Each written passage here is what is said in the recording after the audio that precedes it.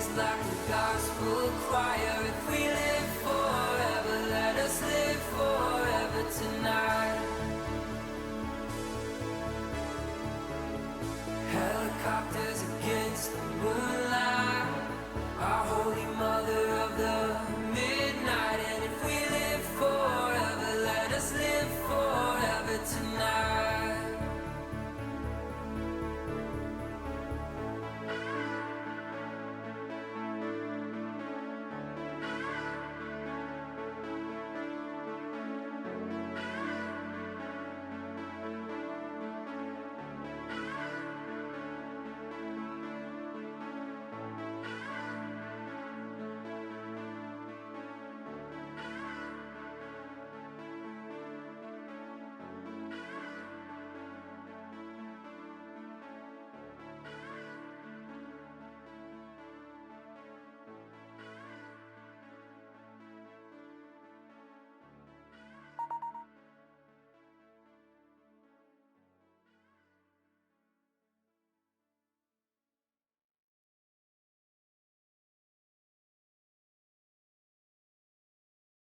Hello, hello, hello. How are we doing? Hi, creative cats. Woo, witch time. Woo. Woo, cat time. I'm so glad that you're here. Hi, One Fire. How are you doing today? I know you're not having the best of days today. Little Blue is having issues. And yes, you have seen that picture. So the reel that I have playing at the beginning is one picture from each travel review that I have done on stream so far. So after today, a picture from Denver Zoo will be added to it.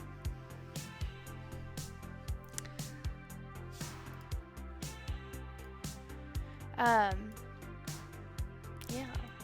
I just had an airdrop my presentation from my laptop to my desktop of Denver Zoo.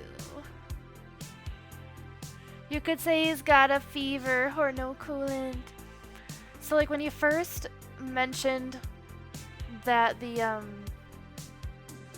water pump was like spraying in your engine, I thought you meant like you couldn't fix it, like the truck was done.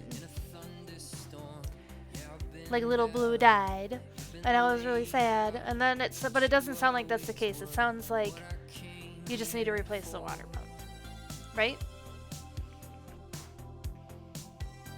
I know I make it sound so easy. You just need to replace the water pump. That's all.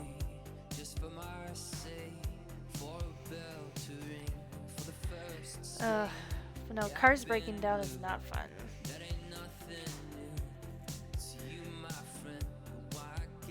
This is something that you and your dad could totally fix. You did it on the Explorer. It's just so hard to get to. You have to take out like half of the engine.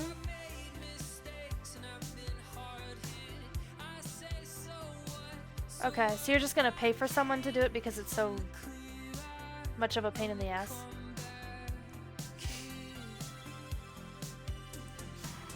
I'm sorry. Car shit is just like...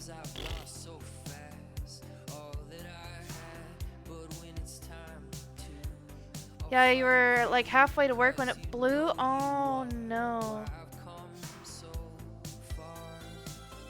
So you had it sent to the nearest Ford place. So I'm assuming you took today off then? After that? Unless your mom took you to work and then brought you back home? Because you said your mom came to get you when it broke down.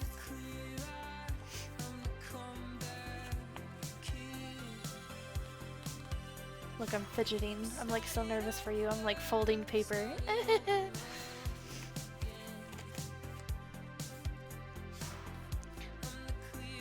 No, I was gonna have to do PTO to make up for the time lost anyway, so I might as well take the whole... There you go. Might as well. I tore the paper. These are my notes for the trivia game later. Well, I hope they're able to fix it, and I hope it doesn't cost an arm and a leg. Maybe just like a finger and a toe, you know? Like, not a ton. Oh, I'm so sorry.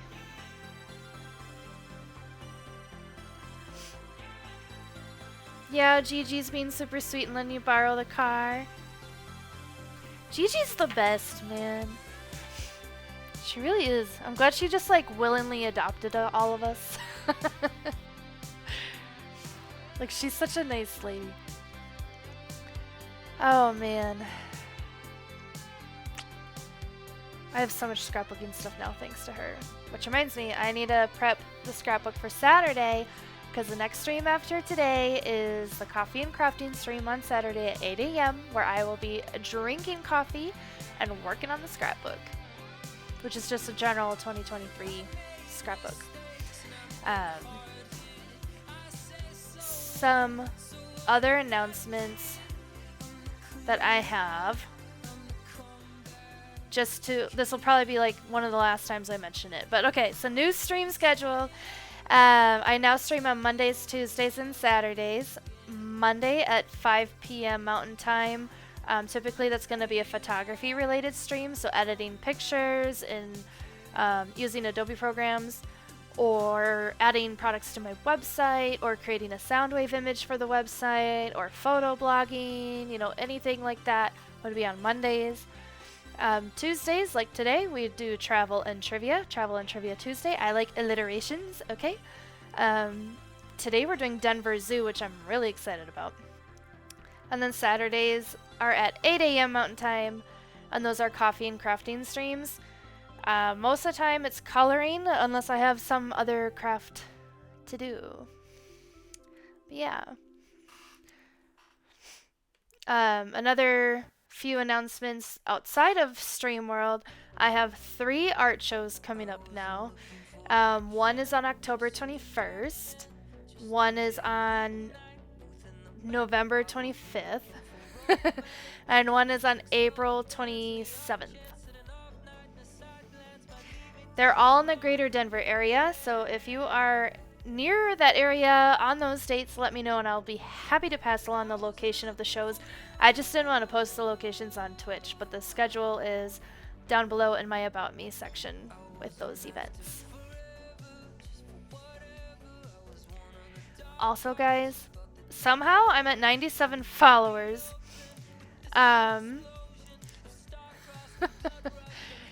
Which means somebody followed me when I was off stream. So let me take a peek at who that was. We are loading your activity. Thank you. So Shell of a Hero, thank you so much for the follow if you are hanging out. I saw you Master Max's stream a little bit ago, so that's probably where that came from. Shell of a Hero, if you're listening, thank you for the follow. I appreciate you. I am now 3 follows away from the big hundo. I'm trying to plan something special for a stream for when I hit that 100 followers. I have some ideas going on in the Discord. So if you would like to join the Discord and, I don't know, maybe provide some ideas for me to... Oh, I see Jeremy dancing. Let's go on. One Fire, thank you for the 100 biddies. You should save those biddies for little Blue though. But thank you. I really appreciate it. See, look at Stream Elements is on crack.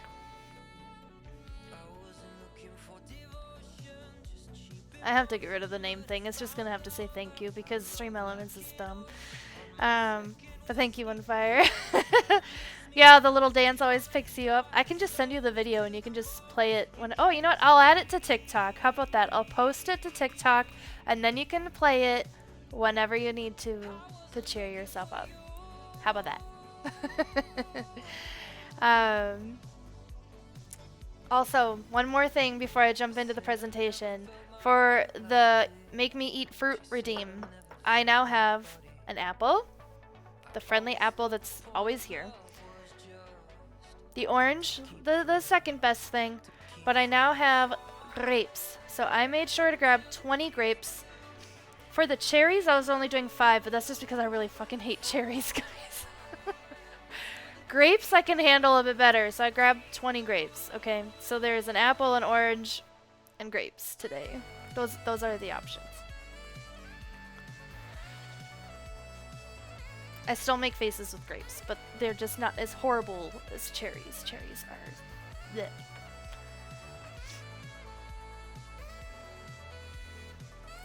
Drink water. Thank you, cats. I will make sure to do that. By the way, look at this. I don't know if you can see it. But you see it on the lid of my water bottle? There's this little thing right here. Do you know what that is? I just noticed it. It's a little orange hair thing from eating an orange that got stuck to my lid.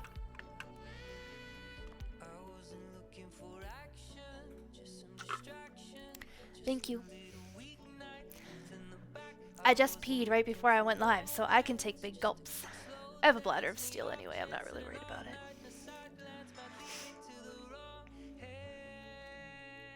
Alright, let me open up this presentation. I did it a little differently this time. I did use Keynote last time I did a travel and trivia review. So that's not terribly new. But the order that I did things in is a little new. And I'm curious, if you guys hate it, let me know. If you like it better, let me know. Just let me know. Alright.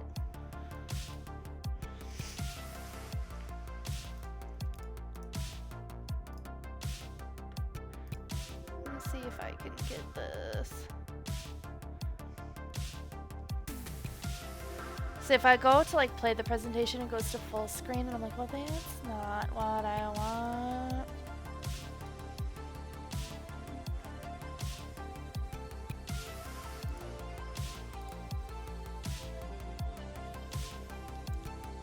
We're just gonna put that over there. We'll see how this looks. It's gonna look wrong and then I'll fix it. How about that?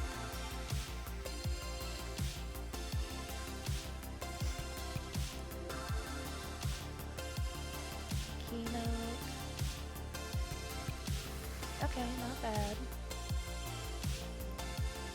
Woo!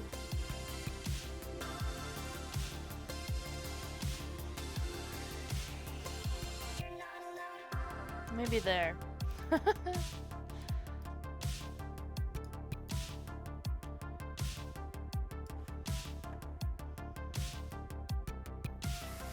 Okay. No, now it got messed up over there. Don't mind me, I'm just moving shit around. I wish like there was like a present thing where it only presented within the window. I'm just gonna physically move it on OBS. It'll make my life a little bit easier. How about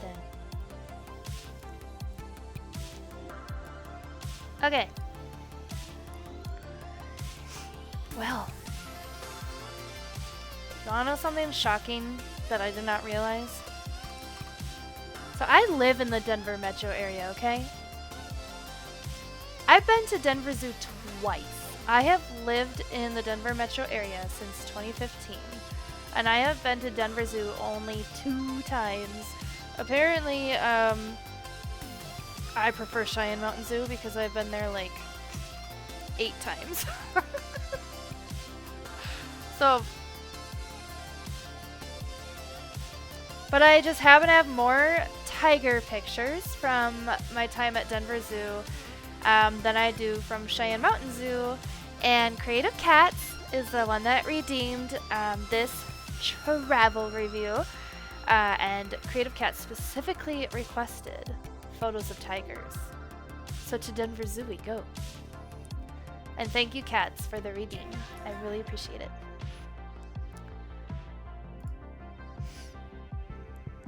Alright. See, that's gonna be all bit.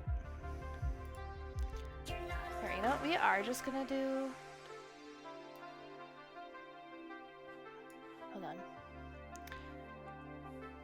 I wonder if I can do...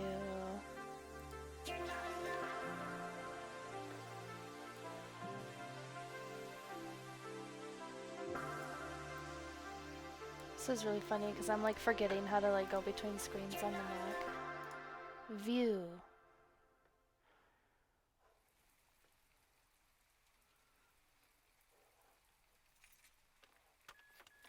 In window. How will that work? Play slideshow. Okay. Hold on, I have to adjust the presentation again. But that is what I wanted. Okay. Thank you for holding on while I do newbie things.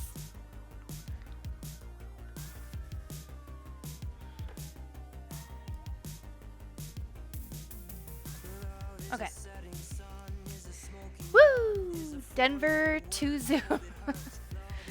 I know the Z looks like a 2. That kind of bothered me about this font, but it's the font that I use for the impeccable part of the logo, so I'm like, well. Alright, so a little bit of brief history. Now remember, we are doing trivia after this presentation. Okay, so history of the Denver Zoo. In 1896, Billy Bryan, an orphaned black bear, was gifted to the mayor of Denver at the time. His name was Thomas S. McMurray, which just makes me think of McDonald's. McMurray found the bear cub hard to manage, no shit, and gifted the cub to Alexander Graham, who managed City Park within Denver. Who would have thunk that a bear cub would be hard to manage? Guy just needs to step up his game. So Alexander started Denver Zoo with Billy Bryan the black bear, and it expanded from there and is now an accredited member of AZA and WAZA. Do I need to take notes? You might.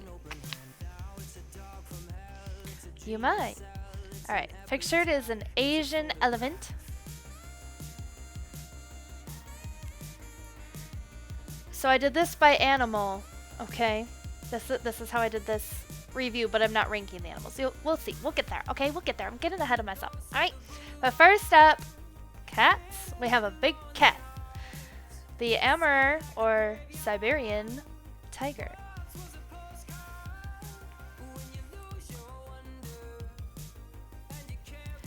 So some fun facts about the tiger.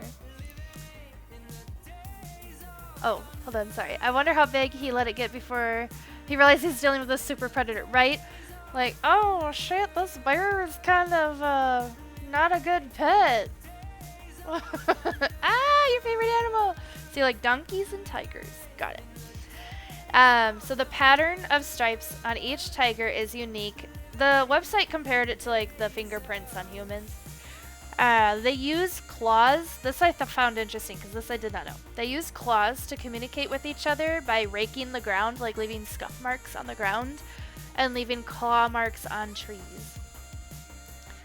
Their teeth, did not know this one either, are longer than any other predator in the world at 2.5 to 3 inches long. So like, I just think about that because I'm like, that would go through my wrist. Like, goodbye, wrist. They are the largest cat in the world. And their conservation status is critically endangered. So the tiger that is pictured here is Nikita in my pictures. Just an FYI. So the name of the tiger, or at least the audience-facing name of the tiger, because I learned yesterday that might not be their real name, is Nikita. So here's Nikita.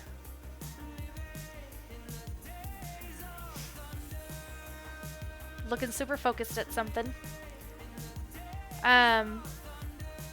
We had gone to Denver Zoo right when they completed updating the tiger area, so now like they can walk above you.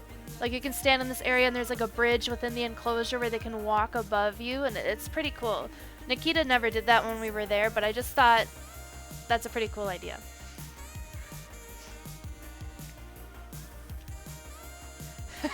Not first. It's alright, Dr. Britannia. Welcome on in. And then on the left are some pictures of Nikita doing some training. I guess I just timed it out right and got to watch some training with the tiger.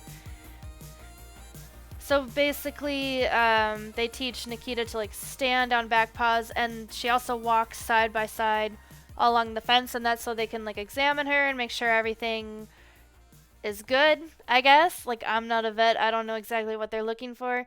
But the zookeeper, the trainer, has like a bucket of meat, and she uses the tongs to give like pieces of meat to Nikita for like doing a good job. Not second. Hi Shadow, how are you doing today? Welcome on in. Not third, little Shadow. Hi guys. You guys are too funny. Oh my gosh. But yeah, so there's Nikita on the left doing some training. And then on the right, just enjoying some snow. Which apparently their paws are really big and basically act like snowshoes in the snow. Little Shadow and you were upstairs without the phone. The other, or was it this morning? I think it was this morning. I couldn't figure out where I put my phone down. And I should know to look here because every single freaking time I lose my phone, which just means I set it down somewhere and I don't remember where, it's always in the bathroom. Like, so I should just learn to look in the bathroom because, like, I guess I, like, set it down, do my thing, and then, like, wash my hands and leave, and then just leave the phone in there. So I'm like, one, why do I take it in there? Because I just set it on the counter. Or two, why don't I see it when I'm washing my hands? Because it's right there. I don't know. I can't explain some things about myself. Pretty baby. Yeah, she is a pretty baby. One sad thing though, cats. So you might want to plug your ears if you don't want to hear sad things. So Nikita has been at Denver Zoo for a while. And they try to get her a male friend. And I think he was there for about 1.5 years and then had to be put down because he got really sick. So it makes me wonder if they're going to find another guy friend for Nikita. ADD trait. One fire.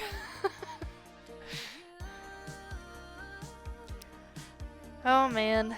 Alright, so the next animal I have on here is Asian elephant. Can I say that this one looks so majestic with like the color effect because like he's like getting water put on his face? Just saying. I should just like go and see if I can, not if I can, I should just go and see if I get diagnosed or not. I'm kind of curious now. Now that you're like pretty much convinced I have it, now I'm like really curious. Alright, so some fun factoids or whatever about Asian elephants. Their trunks have no bones or cartilage. I guess they just use muscle to do everything with them. You probably know this already, but trunks are used to eat, drink, dust themselves, smell, touch, move objects, communicate, breathe as like a snorkel. Like, I liked that they put that in there. Because, like, I'm just, like, trying to picture an elephant, like, submerged completely in water with the trunk, like.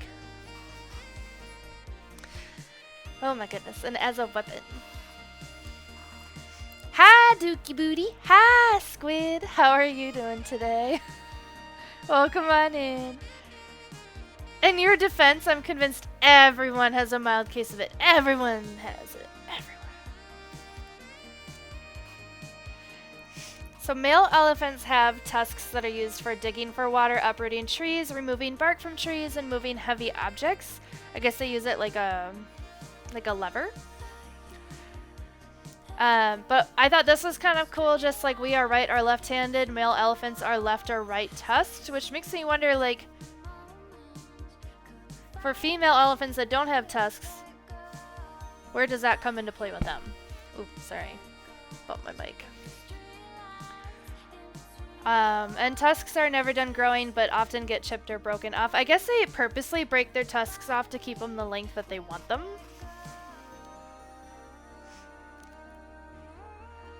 Squid, you're doing swell. You were smelling like 5 cans of Bounce Dad ass. So I took a shower, and now I smell so good and tasty. So fresh and so clean, clean. But I forgot to lotion your ankles, so now they are white. Are you telling me that your ankles are ashy and I need to go moisturize them? Go moisturize. If everybody has it, then at that point it's just normal and not really a case of anything. Touche. Yep, already diagnosed with that one. Yeah, I'm ashy. Well, go get some lotion. For pictured, I just put all of the elephant names on here because I don't know what ones I have pictures of. So there are 5 elephants at Denver Zoo, and they are all boys.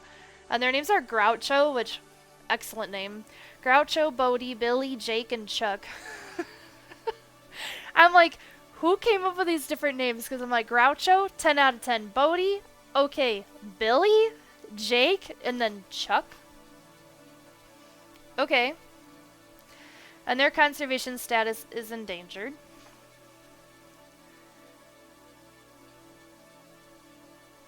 One fire says, but everyone on a scale, even if it's low, means they still have it. We just recognize the people that are at, like, you know, a 10, 11.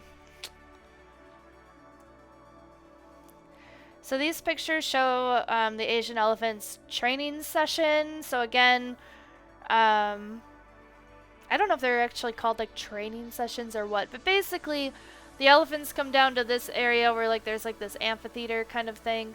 And if they do the things the trainers ask them to do, they get treats, but you know, they're not forced to do the things. It's just positive reinforcement training. I love the picture on the right, the little like, like, give me some food. But you can see Warlock and I on the left. I like him in the bottom picture. He's like, oh, look at the elephants. Give him a watermelon. I don't remember what they gave him. I'm trying to remember, but I really just can't remember.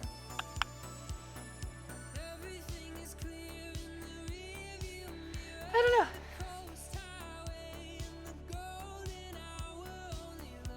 He's so happy. I know. Here is one that apparently was finding delicious snacks on the other side of the enclosure. He stood there, like, I stood there watching him for like 10 minutes trying to grab snacks on the other side of this wall because I'm like, what is he doing? And I wanted him to like turn so I could get better pictures of him, but he was just too involved with whatever the heck he's doing. Onefire, you like watching videos of pachyderms eating watermelons? Are elephants pachyderms? Are hippos pachyderabs? These are the questions we should be asking. I am quite certain Google can answer that. I can Google it in a bit. Or Dr. Britannia might know. I don't know. I don't know. Or Cats might know. Or Shadow might know. Or Squid might know. I know I don't know. Anywho. Here are more pictures of the boys. One getting that majestic shower of water. One just enjoying the pool.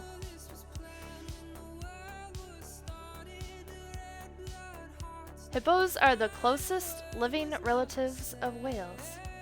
Really? Huh.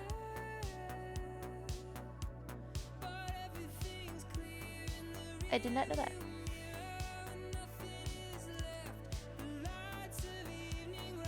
One of my favorite things about elephants, and I know this is gonna sound really fucking weird, but I love their little like feet, the little like toes, like because they're like little white semicircles on their big feet.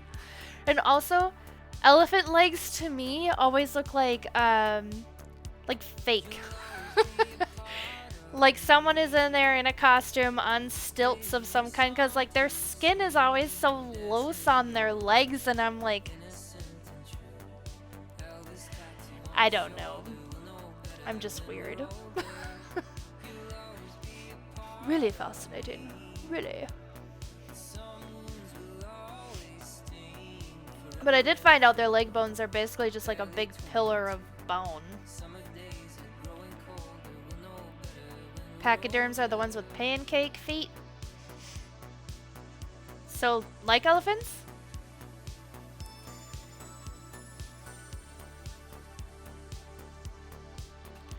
Yippers.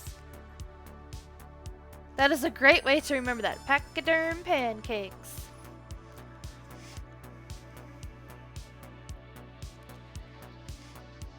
So a lot of these other ones I just have like singular photos, but they're pretty rare animals, so I wanted to share them anyway.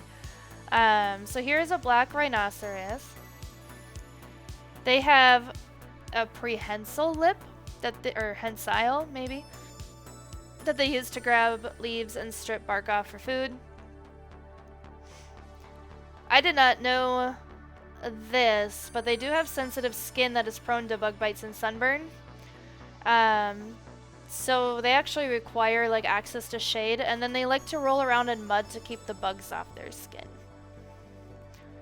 So, you know, people who complain about getting mosquito bites all the time, just tell them to roll around in mud. It works for the rhino. Their horns do grow back over time after breaking off or wearing down, as they are made of keratin like our hair.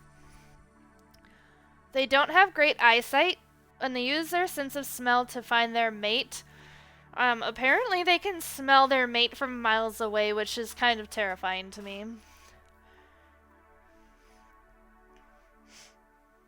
I tried that, but my mom would yell at me. Rolling in mud. Well, you live on your own now, my dude. Your conservation status of the rhinoceros is critically endangered. I can talk, I promise. And the name of the black rhinoceros at Denver Zoo is Rudisha.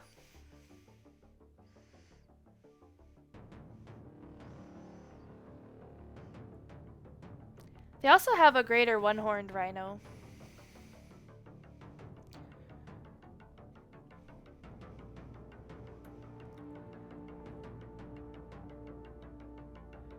Is there a Discord? Do I have a Discord? Yeah, I have a Discord.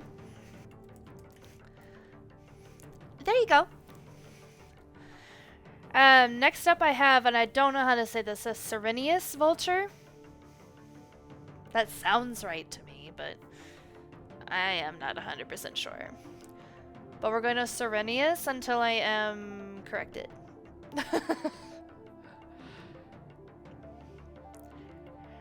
So the Serenius vulture, I am sure this applies to all vultures, but they lack feathers on their head, and apparently that prevents them from getting messy when they eat, because, you know, they eat dead bodies. Their third eyelid is there to protect their eyes, again, to prevent their eyes from the dead flesh of the animals that they're eating. They are built for a specific purpose, guys. But they do an important part for the environment because they clean up the environment of dead bodies. Like, they are literally recycling waste. Their conservation status is near threatened, and the name of this vulture at Denver Zoo is Drogo.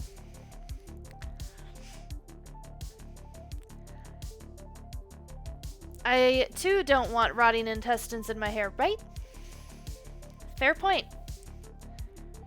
The difference between white and black rhinos is their lips. Black rhinos have pointy lips and white rhinos have a flat lip. So the prehensile lip is the pointy lip to grab leaves and strip bark off of food.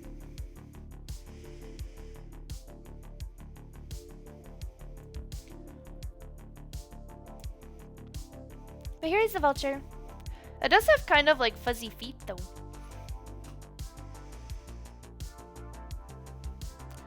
Who gave him the flat lip? I'm gonna give you flat lip.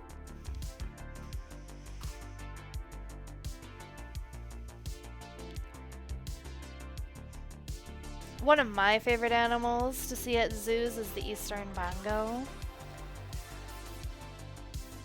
Probably because it reminds me of deer. Whatever. But eastern bongos are shy, and apparently they will often turn so that their butt is towards you, so that they can just run away as soon as you annoy them. Um, the way their horns are, or antlers, whatever, the website said horns, they're shaped that way so when their head is up, it deflects branches as they run through the forest, you know, so they're not hitting themselves in the face. Whatever. And they don't, I found this interesting. They don't have a special scent to find each other, but the red pigment of their fur actually stains the undergrowth and forest so they can find each other. Unfortunately, since that's like a visible cue that also assists predators in defending them. But they dwell in forests, and unfortunately they are critically endangered. The ones at Denver Zoo, the adults are Clover and Doug. They have had a baby in the last few years. And I think they've only had one kiddo together so far, if I'm remembering correctly. And I think it was either this summer or last year's summer.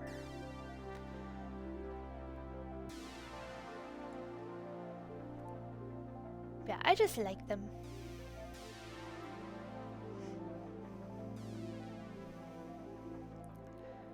And the next up is one of Warlock's favorite animals to see at the zoo.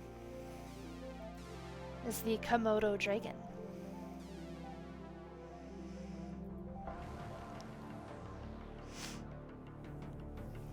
So with the Komodo dragon, I put their forked tongues. Oops, their forked tongues test the air for the scent of warm-blooded animals. They have a Jacobson's organ on the roof of the mouth that analyzes the scent the tongue senses. So interesting. And again, what's with the powerful sensory things on these animals? They can sense living or dead animals up to 5 miles away. Like, that's crazy. Their conservation status is vulnerable, and the name of the Komodo dragon at Denver Zoo is Christika.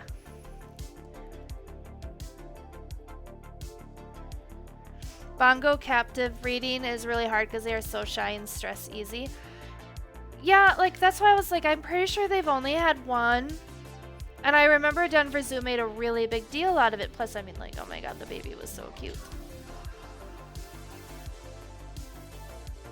But, I mean, yeah, if they're shy and they don't really want to be near anybody, then it makes sense that it'd be hard for them to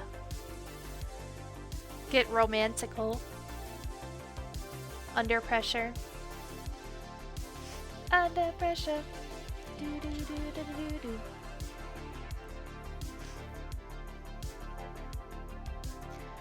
And this one was a little rough because, like, it was dark where the reptiles are.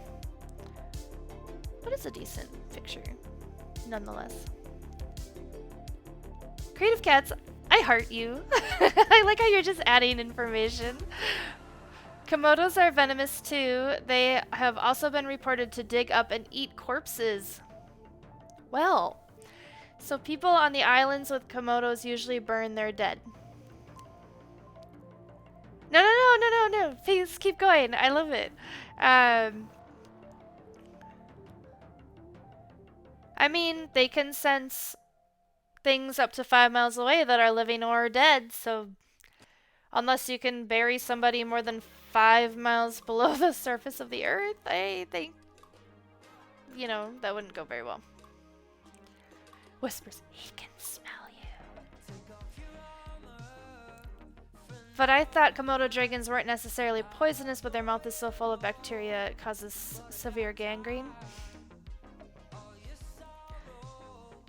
Hey man, Cats works at a zoo. So I'm just assuming Cats is like 10 out of 10 expert here.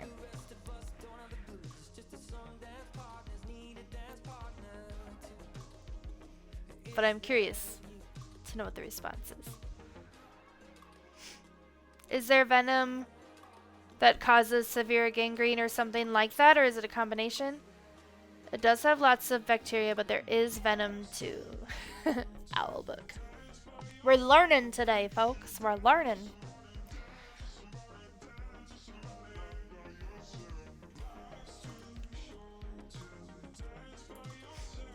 Alright. Next up is the red kangaroo. So something that I think is kind of funny and also sounds extremely exhausting is that kangaroos cannot walk. They must hop or jump to move, which is apparently different than other marsupials. Their tails do help them balance, which makes sense, but they are the only bipedal marsupial. Their conservation status is lower risk, least concern. The only reason that I knew who I had pictured in here is because there's one female kangaroo and one male kangaroo at Denver Zoo, and the one that I had pictured is a female because she has a pouch. So it's Eris.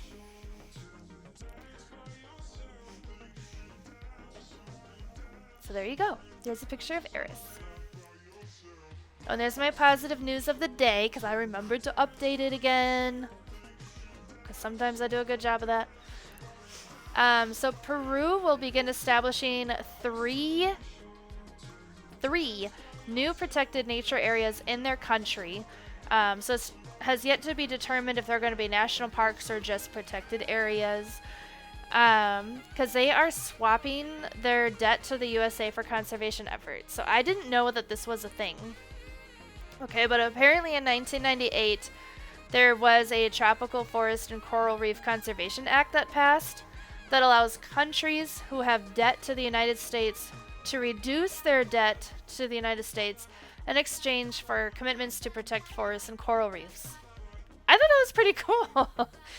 I mean, like, I know the United States gets a lot of bad rep for things, but I'm like, okay, that's a pretty cool thing to do. Apparently they owed the United States like $20 million. And like this is swapping debt for nature conservancy. Yeah, I don't know. It's pretty cool. I knew the pouch was a female thing, but I'm just now realizing that males would not have pouches, right? No, I had to think about that too when I was making this presentation, because I'm like, I literally looked at Warlock and I'm like, male kangaroos don't have pouches, right? Because they wouldn't have any reason to have a pouch. And he was like, I don't think they have pouches, but I googled it just to make sure. I'm like, yeah, okay, like there's no reason for them to have pouches, so they don't have pouches. Okay.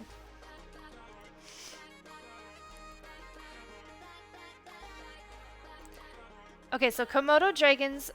So Kat says Komodo dragons have an anti-blood clotting venom, so their prey bleed out. Ooh. Their main prey is water buffalo, and when they get bit, they run to water holes for safety and put nasty bacteria-filled water into a wound that won't close. And the buffalo is no more. With that logic, why do male humans have nipples? You know what, OneFire? That's an excellent question.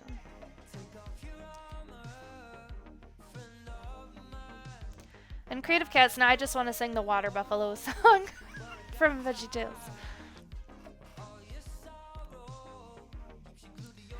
But I wonder then, so if their venom causes blood to not clot, is there a venom used in anti-clotting medications?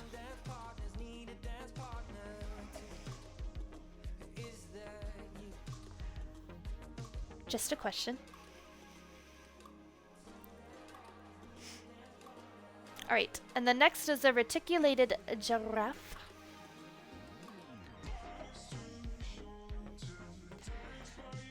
So something really obvious about giraffes. The height enables the giraffe to reach food that's out of reach for other animals.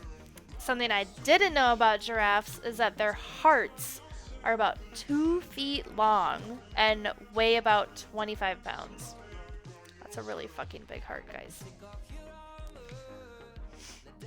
Cats, I don't know shit about meds. That's a question for Google. Fair enough, Cats. Fair enough. I was just thinking about that.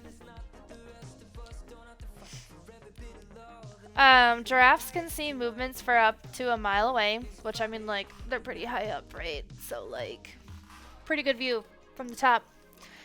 Can you imagine a giraffe running at you at 35 miles an hour, though? Because I'd be terrified. And their conservation status is endangered.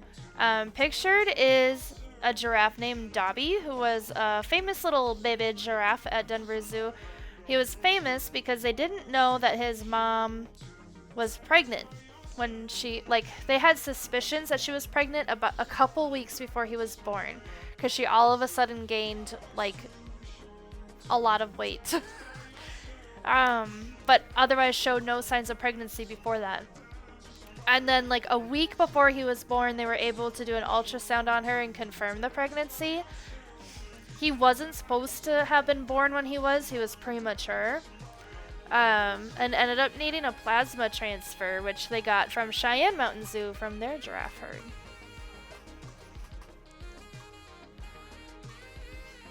So this is Dobby doing Dobby things, like picking his nose.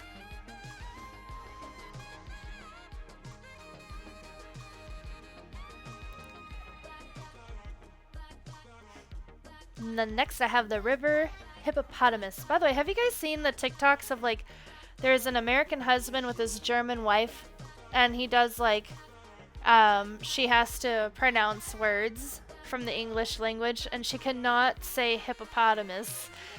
Like, he has her say all of these other words, and then every session ends with hippopotamus. And every time she's like, hippopotamus, she's like, I said it right! And he's like, no, you didn't. Hippopotamus. It just cracks me up. Hippopotamus. And, like, he even breaks it down for her. He's like, hippo, or hip. She's like, hippopotamus. And she can say it when you break it down like that, but when she tries to say the whole word together, she's like, hippopotamus. I don't know. I'm easily amused. But river hippos can stay underwater for 5 to 6 minutes. I did not know they cannot sweat, so they prefer to stay in water or be covered in mud to stay cool. And they have glands in their skin that acts like sunscreen, #convenient, and those glands also have antibacterial properties to help heal injuries, again, #convenient.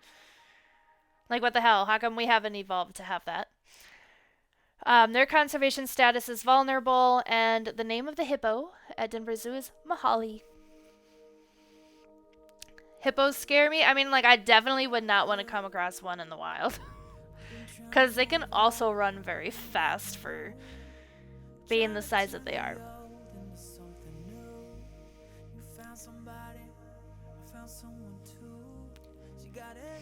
But look at the little hairs on the ears.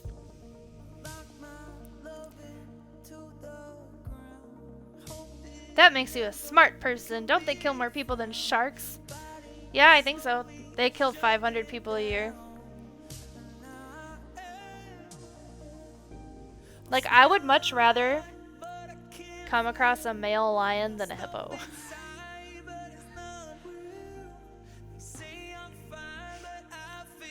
I also really like this animal. This is a southern Gerenuk, if I'm saying that one right. Probably more than that just goes unreported. Probably. So southern Gerenuks, so they tend to stand on their hind legs to eat, which I just think is really cute. Because, like, look at this little lanky creature. And it stands on its hind legs to eat. They actually don't really need to find sources of water for hydration because they get most of the water from the plants that they eat. Again, #convenient. And their little narrow snouts allow them to eat off of thorny plants. Again, #convenient, because why did those plants develop thorns in the first place? To prevent animals from eating them. And then here comes a southern Gerenuk that's just like, fool, I can still eat you. Their conservation status is near threatened. I could not find the name of the southern Gerenuk on Denver's website. On Denver Zoo's website. But here's a picture of it with his long, majestic neck. And his, like, maleficent horns. It was just cute.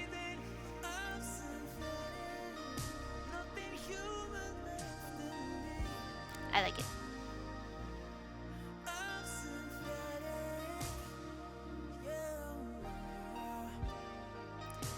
Alright, so now I'm getting into the rankings. Okay. Also, that's a cell phone picture on the right. Don't at me. They are so fucking cute. They are crackhead gazelles. One little sound out of the norm and they are bouncing all over the place. They are really active. So animal variety at the Denver Zoo. So apparently about 4,000 animals called Denver Zoo home, which is like crazy. But like you have to remember, some of them are birds, some of them are reptiles, some of them are fish. You know. Of those 4,000-ish animals, there are over 650 different species represented at Denver Zoo. And then I just have on there, you know, the variety of animals includes amphibians, birds, fish, invertebrates, mammals, plants, reptiles, etc.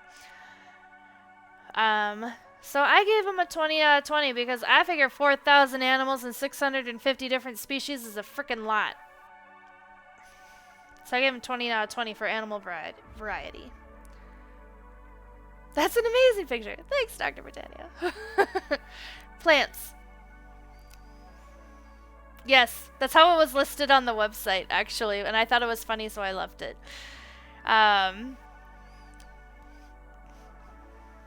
Apparently. But I think the plant species are included in the 650 different species. I was wondering if anybody was going to call that out, actually, so I'm glad that you did. Because, like, I'm like, plants, when I was, like, putting it in my presentation from the Denver Zoo website. I'm like, alright, I'm leaving it. They're AZA accredited, I'm not, what do I know? They probably have corals or something, maybe. I don't know.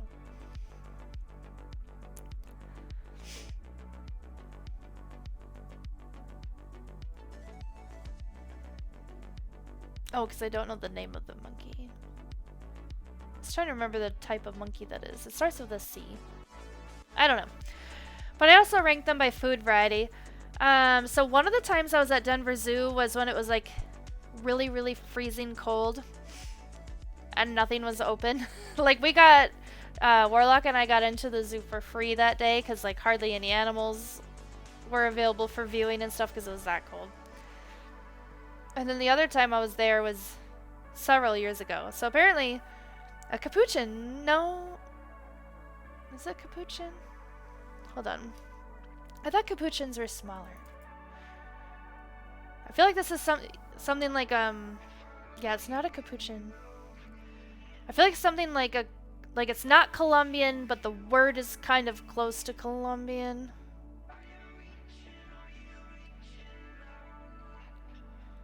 Do I want to go next time I'm home? I am going to propose that we go in October when everybody has, like, almost everybody's taking vacation. How about that?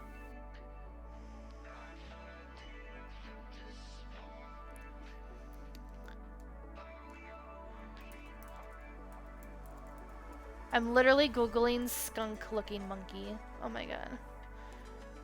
Colobus. Colobus monkey. One fire, you're down. Woohoo! But I was actually pretty impressed with how many different areas they had for food.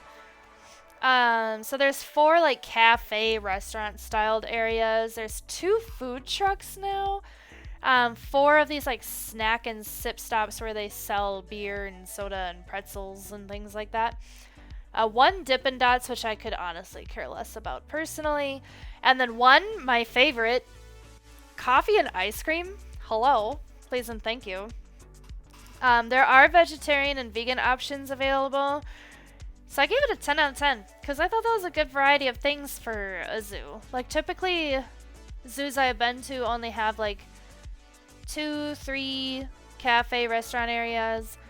And they all have like the same type of food. But when I was looking at the menus, like these all had like a little bit of something different at each location. So I gave their food variety a 10 out of 10.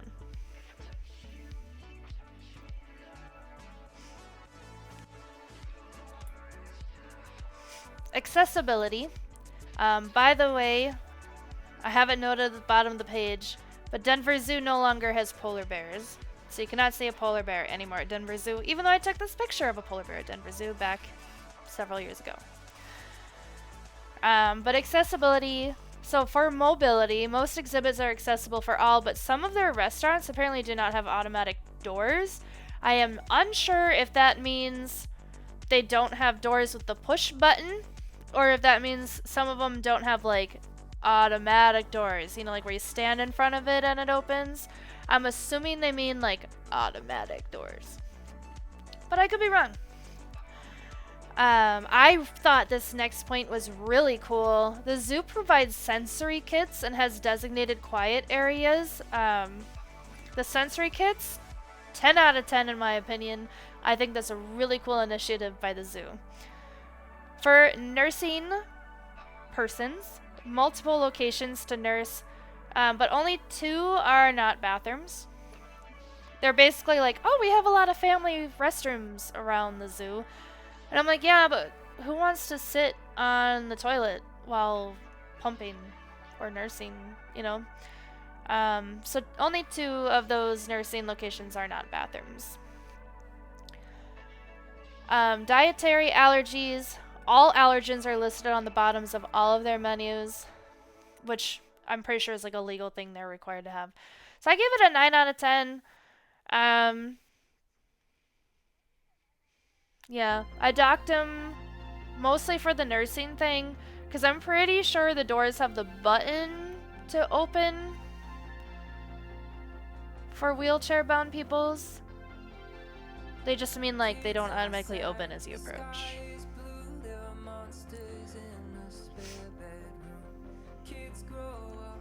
Didn't realize they no longer had polar bears. Yeah, so the Denver Zoo, a couple years ago, when they were getting accredited again, or their accreditation, I don't know, renewed, or whatever, it was basically like they had to move the polar bears because they were showing signs of distress and stuff. Yeah, so no more polar bears at Denver Zoo. Yes, the family bathroom is the best. I don't use public bathrooms, cats. FYI.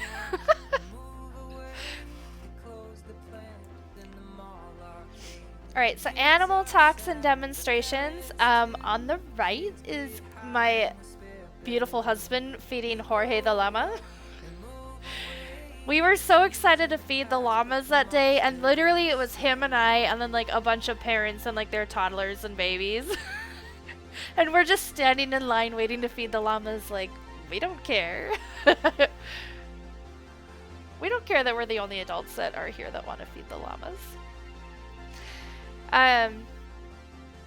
But Denver Zoo overall typically has 12 different animal talks and demonstrations a day. They apparently start at 9:30 a.m. and go to about 3 o'clock p.m. Which I found kind of funny because zoo hours for non-members are 10 a.m. to 5 p.m., which means that like that first demonstration is for zoo members only, because they can have access at 8:30 a.m.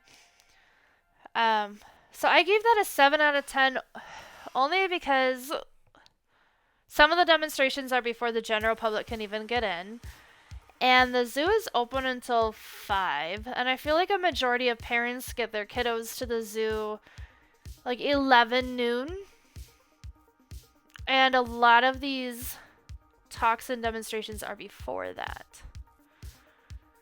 Like they really taper off after noon. So like you really have to be there early to get like a lot of the experiences.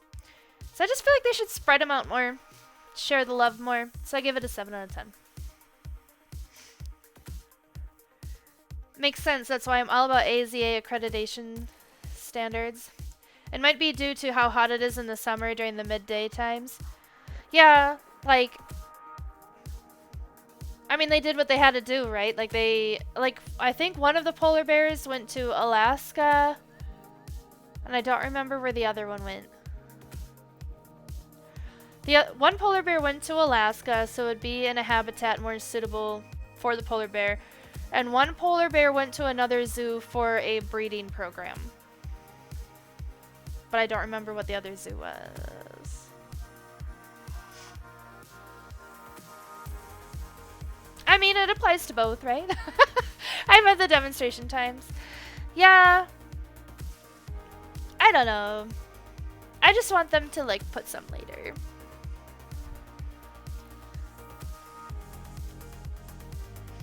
Not all of us are early birds. And some adults want to feed the llamas too, okay? Like, seriously, I'm not kidding. Like, Warlock and I were the only two there without little children or older children, without children with us. Like, it was, yeah. We just wanted to feed the llamas. Aspen and Freya are playing behind me. Your dad had you there at open, like the first people there. Oh my gosh. He probably wanted to get there before the crowds got there, you know? Alright, so overall rankings I have for the Denver Zoo. So for animal variety, 20 out of 20. That includes plants. Food variety, I have 10 out of 10. Accessibility, 9 out of 10. And animal toxin demonstrations, 7 out of 10 for a total score of 46 out of 50. So not too shabby. And better parking. So at Cheyenne Mountain Zoo, I get front row parking because I drive a Toyota. And apparently Toyota is one of Cheyenne Mountain Zoo's sponsors. So if you drive a Toyota, you get front row parking if there's still spots. Well, I found out while looking through their website for all the information in this presentation that Toyota is also a sponsor of Denver Zoo. So I'm wondering if there's Toyota spots at Denver Zoo too. You get the fancy employee parking. But I do have some pictures here of other animals from the zoo. So they do have peacocks that are just like free roaming in the zoo, which I don't 100% appreciate because birds freak me out. Like when Warlock and I were there in the winter time, they would all huddle up close to the doors, like for warmth, I'm guessing. And he would have to go first and like shoo them out of the way and open the door for me so I could like walk very quickly past the peacocks and get inside because I did not like it. Car poop. Toasty, make me eat fruit. All right, Toasty. Hi, welcome on in. What fruit would you like me to eat? I have an apple. I have an orange. And I have 20 grapes. Which one? Your choice. How did bird flu affect them? Because last time we need to do in South Dakota. Oh, the last time we went to a zoo in South Dakota, all the birds were gone. So a lot of the birds are quarantined for the bird flu. I am sure they put the peacocks in a closed off area.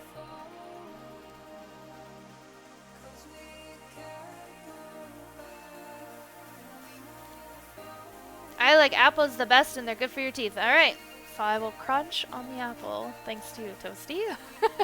Thank you for the redeem. It's good to see you.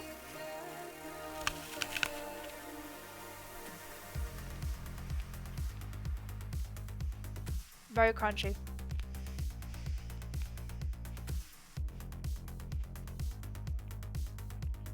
But you are right, they're actually very good for gum health.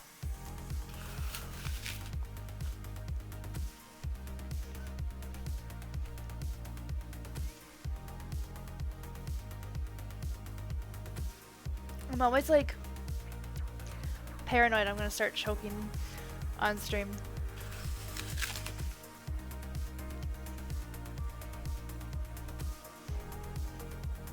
Like I'm just gonna spontaneously forget how to eat.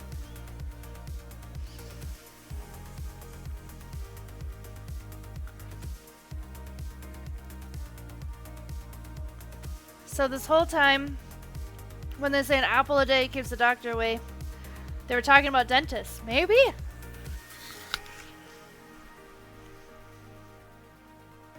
Could very well be. You have returned. Welcome back, cats.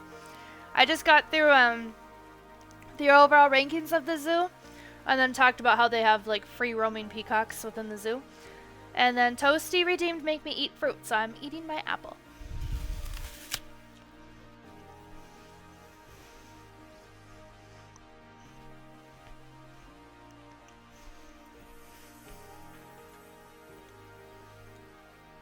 If you saw a big white blob behind me move, that was Aspen jumping off the bed.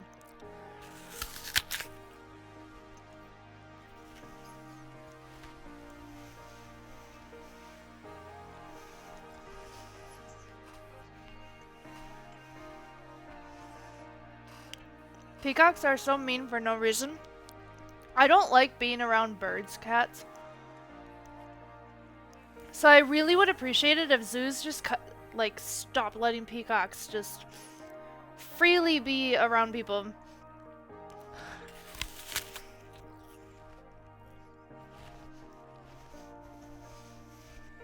Sunset skies, the paint is peeling, the wind blowing sand in her hair. Endless days in the deep. Must have bruised my head at one point. That's fun. When my sister, my oldest sister, used to live on a farm in Wisconsin. She rented it, and the landlord had peacocks, and she said like sometimes she couldn't like get into her house right away because the peacocks would like guard the front door.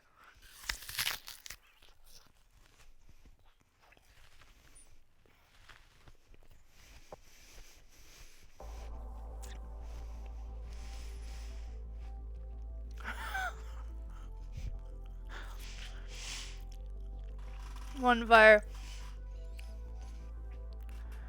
Noticing random bruises, right? And you don't know where you got them is also an ADHD trait, just saying. It's also, I think, just like a trait of a clumsy person. At the Brookfield, yes, also at the Brookfield Zoo. I've been there. The peacocks are free roaming and they will charge you. Like, why? Why do these peacocks get free range? I will say, when I was at Brookfield Zoo, there was a peacock that had a bunch of little babies following her, and that was cute.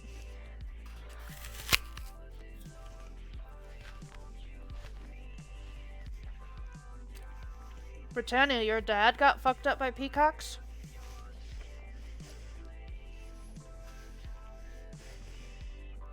I would love to hear this story.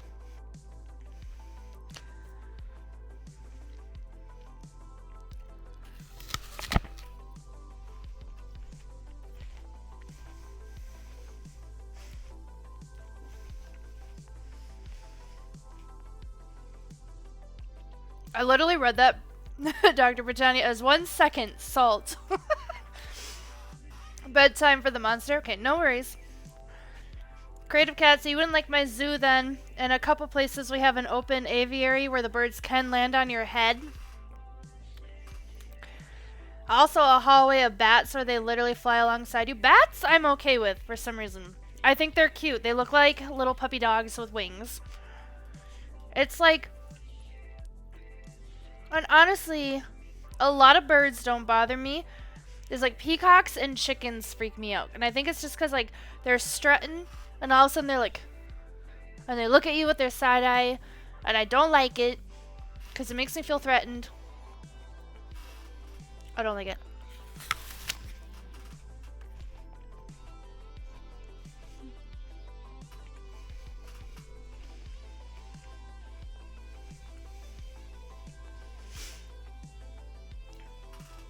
What one fire? When you're a jet and you're a jet all the way?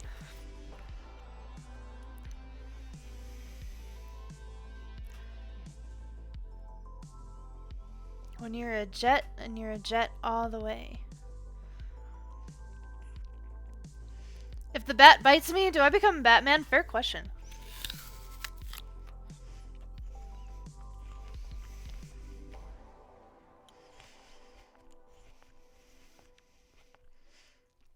I want to tell y'all where it is, but I work there. No worries, cats. You don't have to,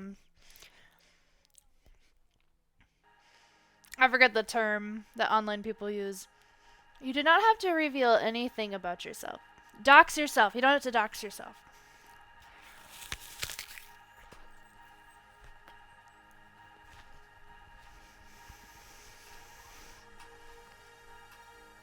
Oh, West Side Story.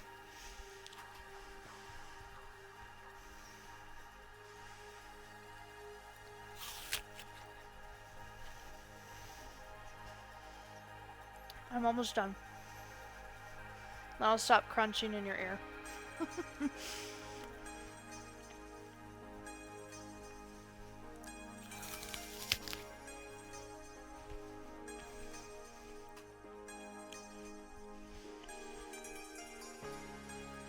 I take that to mean that I have to go visit all the zoos until I find the one that's got a bat hallway. It's in eastern Oklahoma.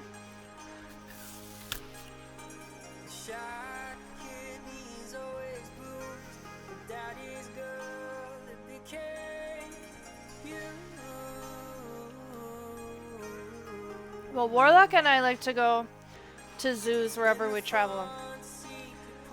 So if we're ever in eastern Oklahoma, I'll DM you, and if you're comfortable with it, we'll come and say hi.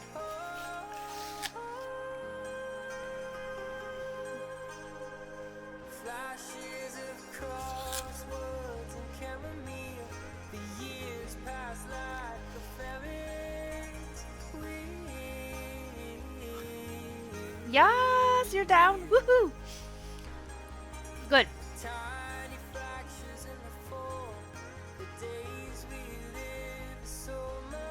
That's not what I want to do. Well, actually it is. I want to go back to the screen. My brain's just working ahead of myself, I guess. I don't know. Anyway. Thank you, Toasty, for the redeem. I have now eaten my apple, and I will keep the doctor away for another day.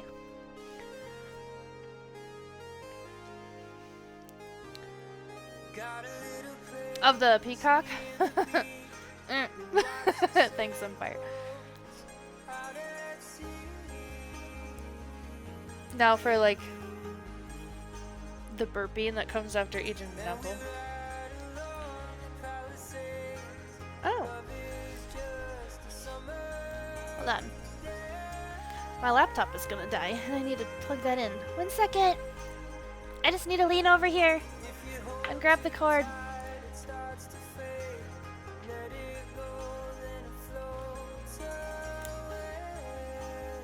Okay. I'm coming back now. I'm coming back now. Hello. Hi. I don't know what kind of bird this is. Because I don't have Wingspan with me up here.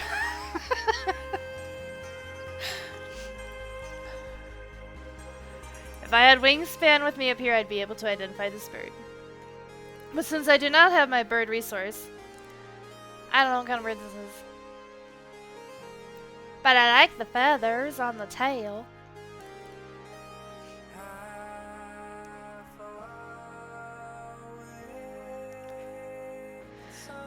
And then here's my little Warlock collage. This, for people who know us, this will tell you how long ago this was.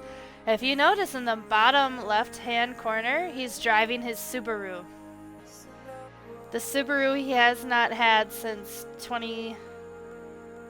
late 2017, early 2018.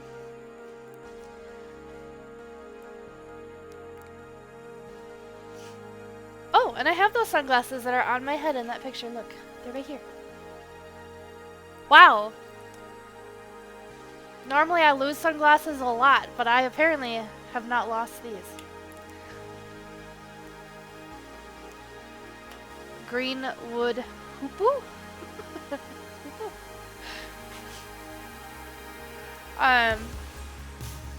The picture on the right, I think those are those, what did you call them, the Shiputin monkeys or whatever, the little monkeys. Warlock loves the monkeys, so I had to get a picture of him looking at the monkeys.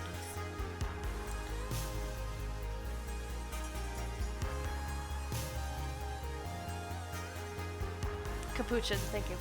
I don't even know what I said, to be honest.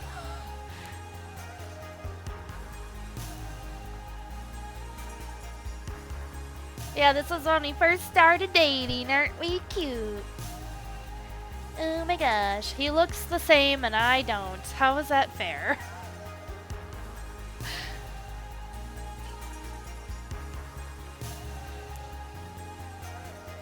And here's a cheetah.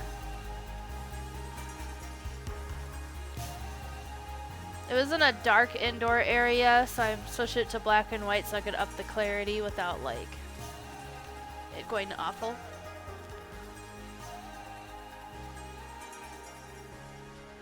Sequoia is dragging Willow out of the bedroom by playing tug of war, and she's just dragging Willow out of the door.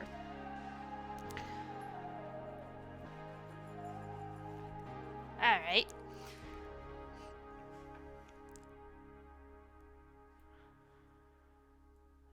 Here's a few more pictures. I believe that is a kookaburra in the top left corner. I believe. Otherwise I don't know. The big question about new nerd cereal is which side?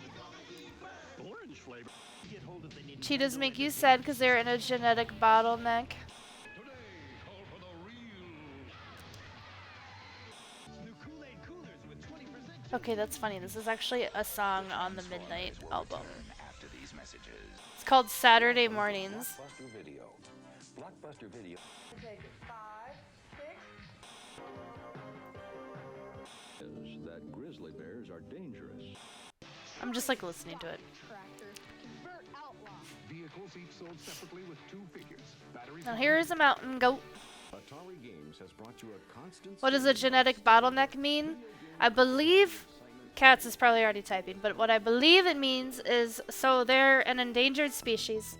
And typically their breeding programs you try to obviously not breed closely related cheetahs and such. And now the population of cheetahs is so narrow that it's becoming hard to get a genetically diverse group of cheetahs.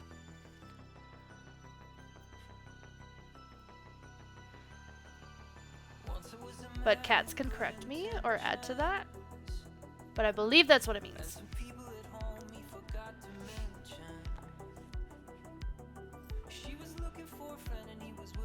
Back to the book, Owl.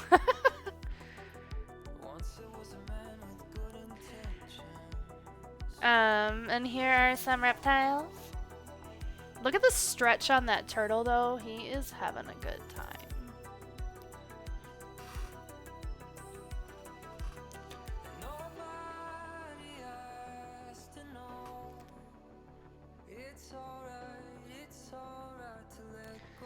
And that's it, guys. That's it for the presentation. I'm gonna quit out of that.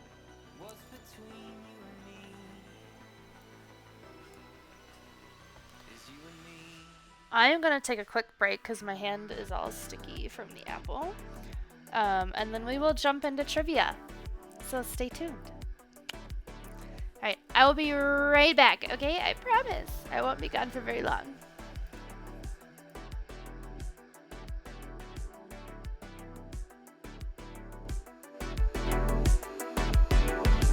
Once there was a girl who thought she needed to be saved by a white knight on a white horse in a white cape.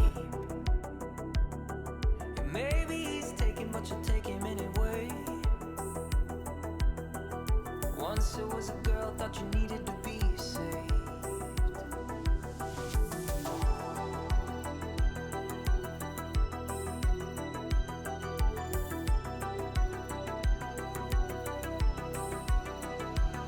And nobody has to know. It's alright to let go.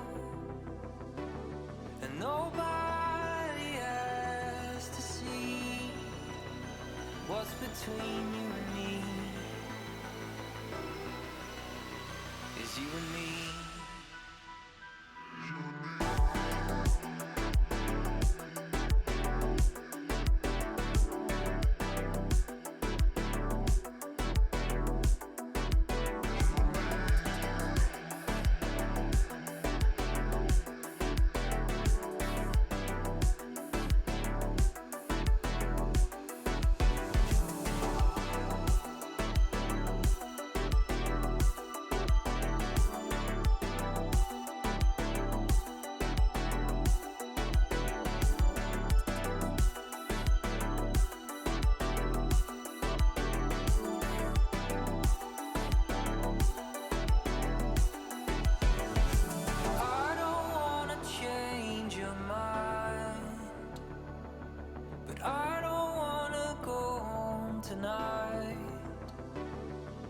Tell me no or I'm coming over.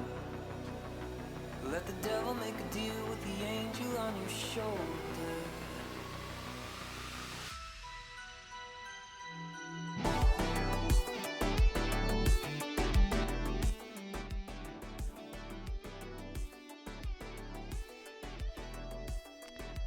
Look who tried to steal my spot again.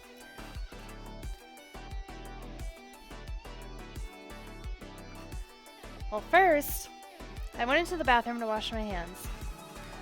And she has an obsession with the bathroom. I don't know what it is. She likes to just go in there and sit in the tub.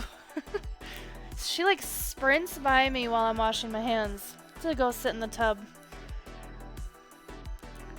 So then I grabbed her. Look, she wants to go now. Okay, goodbye. We're done. Bye. Mwah. Bye.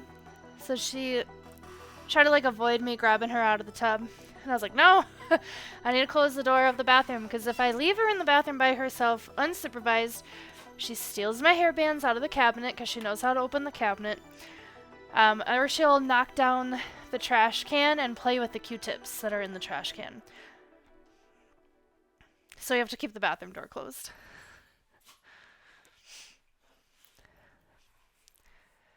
But creative cats, there's not enough individuals with differing genetics, basically. They are too related to breed without getting sickness at birth and deformities. In a litter, it's rare to not have at least one stillborn. Cheetah Down syndrome is also not so rare because of this. Oh, little baby, yeah. She also just likes to steal my office chair all the time. Like, seriously, when I'm, like, working from home, if I get up to do anything, stretch, get some water, like, whatever, as soon as my butt leaves this chair, she hops in it. I'm like, why?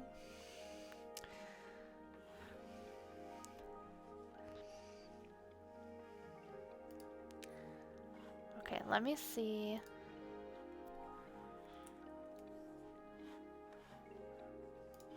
I'm gonna try to get to the quiz on this computer.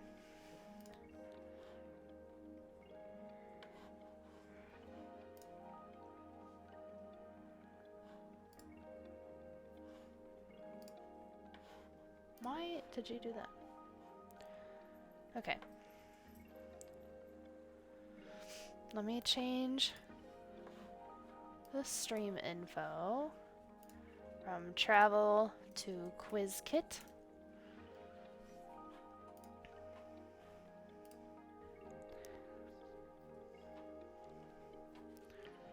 Now remember, a few things that I talked about in the travel review are in this trivia, but not all things.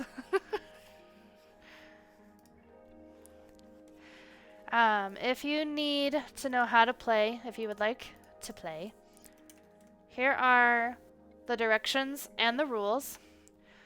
So if you are on desktop or laptop, you should just be able to hover the mouse over like the stream screen, and there's like a little icon for quiz kit that should pop up, and you click on that and like grant it permissions. I don't know exactly how it works on mobile, so I apologize. But yeah, you play by clicking on the screen to answer. The rules are 1, no cheating, duh. Like, don't ruin the fun for everybody, okay? You have 30 seconds to answer each question. The questions are multiple choice. The faster you answer, the more points you earn, or the more points you lose, depending on if you get it correct or not. You can get 0 points by not selecting anything if you're that unsure. The game does not let you change your answer once you have selected one, so just be careful.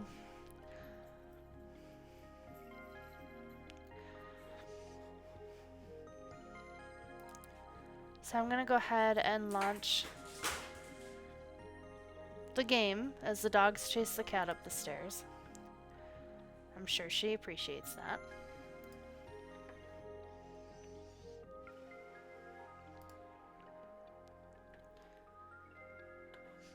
So as per usual, there are 15 questions in the trivia game. Now it should show the app rules to you guys right now. I try to get more detailed in mine because I feel like the app doesn't dive into things very well, rules-wise.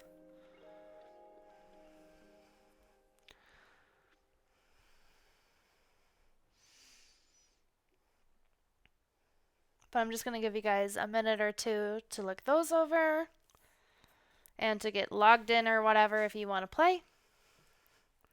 You can join at any time, so it's not like you have to be set up now. And like if you don't get set up now, you can't play. Like that's not the case. You can start playing at any time. You ready, One Fire? Were you taking notes? It's only gonna help you on a few.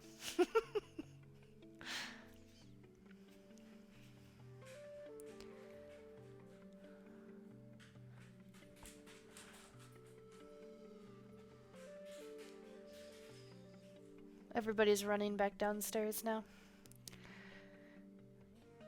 No, I was playing Minecraft. Well, good luck to you, my friend. Alright, so we're gonna go ahead and start.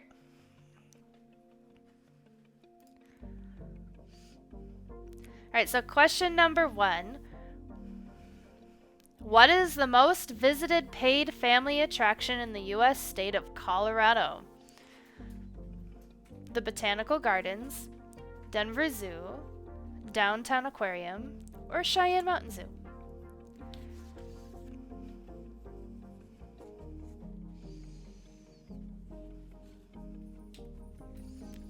Which one do you think it is?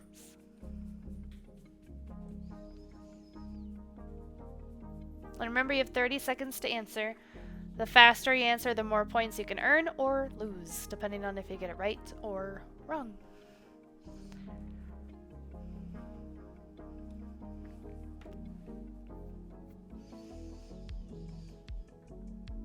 Let's reveal the answer. I feel like I need to work on like my game show host skills. The correct answer is Denver Zoo. The place we were talking about today.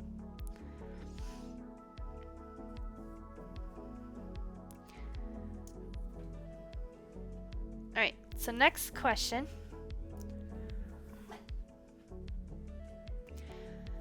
Oh, the Denver Zoo began with a donation of what animal? Was it a grizzly bear cub, a tiger cub, a moose calf, or a black bear cub? I thought it was a trick question. Oh, One Fire. Yeah, I was like Rocky Mountain National Park.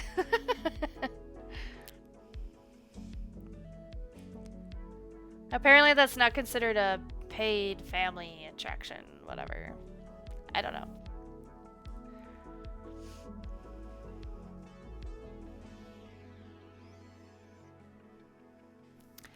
Alright, so the Denver Zoo began with a donation of what animal? This one I did talk about in the travel review. The correct answer is a black bear cub. Yay, you guys got it right. And just for funsies, Billy Bryan was the name of the black bear cub. Billy Bryan, the black bear.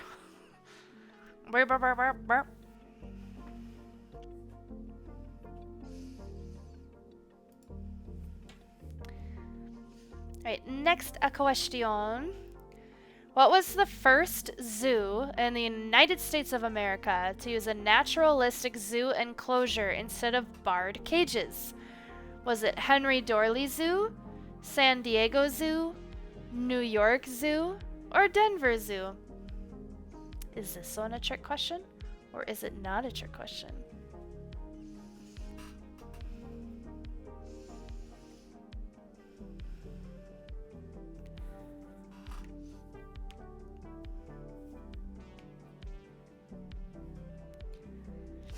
And by the way, the naturalistic zoo design was thought up by a German zoo designer named Karl Hagenbeck. And that's where, revealing the correct answer, the Denver Zoo got their inspiration from. They were the first zoo to use a naturalistic enclosure, and it was called Bear Mountain. Tricked ya.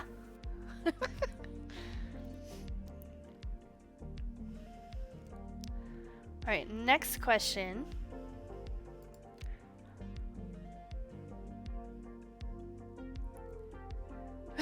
No crying when fire. There's no crying in trivia. But next question. What was the name of Denver Zoo's first elephant? Was it Jumbo, Tiny, Cookie, or Snowflake?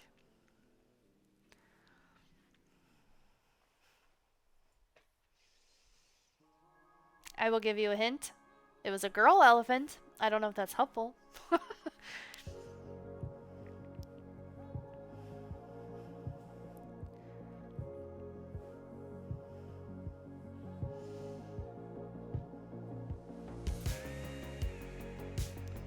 Why do you always give me hints after I click on something?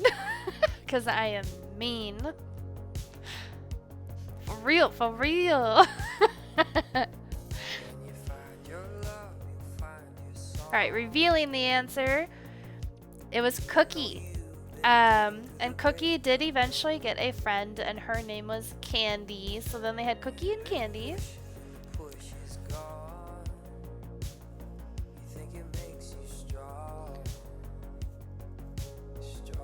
The next question. What do all of the current elephants at Denver Zoo have in common? I know I talked about this today. They all have knee problems. They are female. They are male. Or there are no elephants currently there. You don't have an angry facing emote. I don't. No.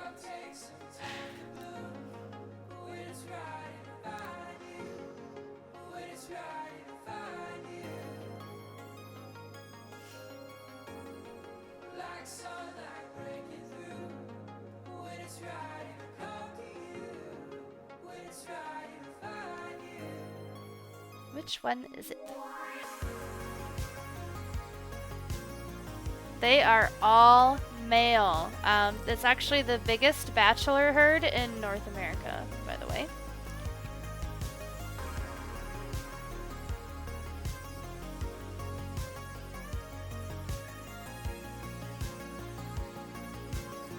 Next, a question. Alright, what great conservation win happened in 2020 at the Denver Zoo? A greater one-horned rhino was born, an East African crowned crane was born, a grizzly bear was born, or the American flamingo was born. And I will give you a hint. 1 out of 4 of these are endangered.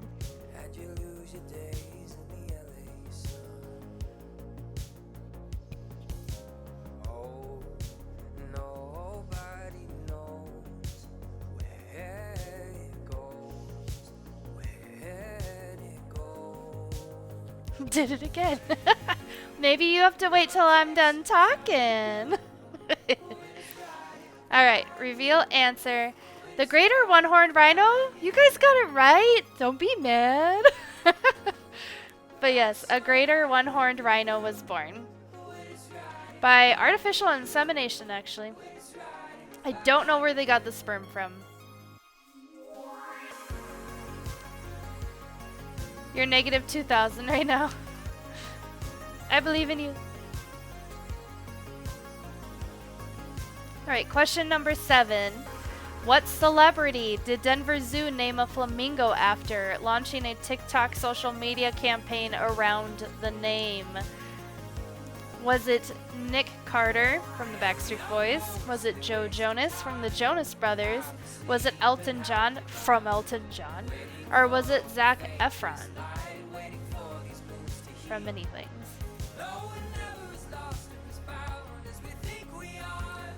The sperm bank? I would be surprised if they got it from something other than a rhino. I know. You're too funny. But I mean, like, where? Because they only have the one female black horned rhino at Denver. Y'all are just so funny today. Alright, the correct answer for who they named a flamingo after is Joe Jonas. Oh, you guys saved your points. You guys were not sure about that one. Yeah, they did multiple TikTok videos tagging Joe Jonas in their videos saying, oh, like, can we get Joe Jonas to comment on a video of Joe Jonas, a flamingo? They were unsuccessful. Joe Jonas never responded to their social media campaign. And then, like, the Jonas Brothers or whatever were even here for a concert, and they tried to get them to stop at the zoo, and that didn't happen either.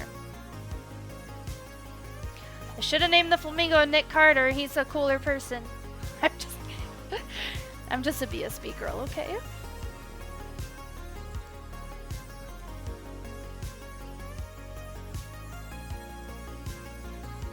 Alright, question number 8. The Denver City Pass includes the Denver Zoo admission, as well as what other Colorado animal-focused nonprofit organization? Lil Buckaroo's Farm, the Downtown Aquarium, Cheyenne Mountain Zoo, or the Wild Animal Sanctuary. Remember, this is Denver City Pass. Okay?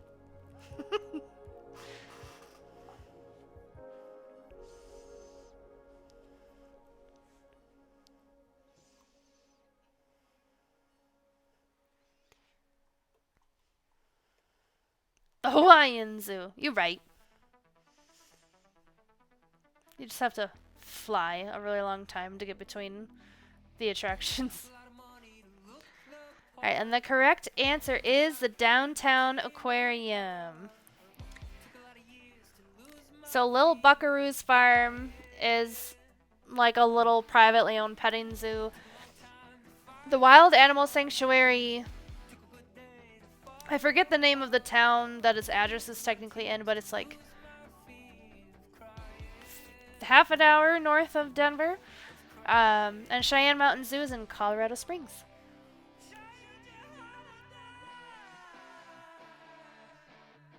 Alright, the next question.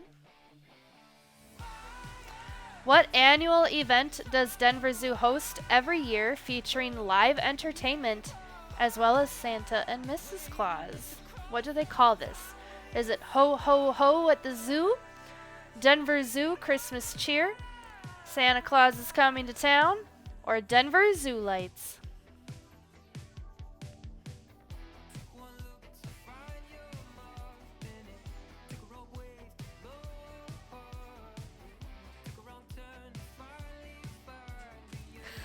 One fire home field advantage.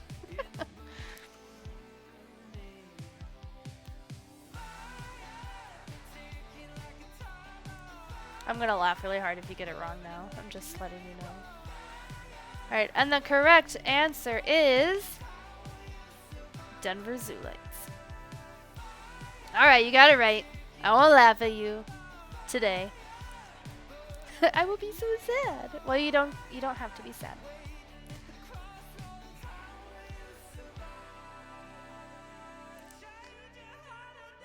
Alright. I hope you got a lot of points for that one fire. Alright, next question. Question number 10. What is Denver Zoo's most recent conservation win? A Sumatran orangutan was born on August 27th. Flamingo March. Team Toad Project. Or the black-horned rhinoceros born in 2021. I'm just gonna say this was positive news not too long ago on my stream.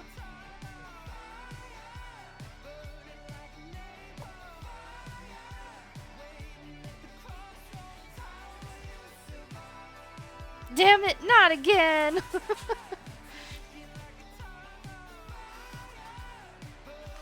Like apple in my teeth or something.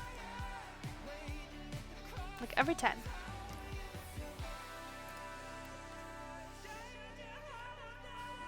The Sumatran orangutan. Team Toad Project. Well, we'll get there. It's in a few questions. But yeah, a baby orangutan was just born on August 27th. Sequoia, I can't play tug of war right now. You gotta wait a little bit. Alright, next question. What is Denver Zoo's most recent baby as of today? Is it penguins, flamingos, giraffe, or a Komodo dragon? Notice that it's not the orangutan. But what is the most recent baby as of today? And I was not mean enough to put orangutan as an option. I feel like I should get brownie points for that.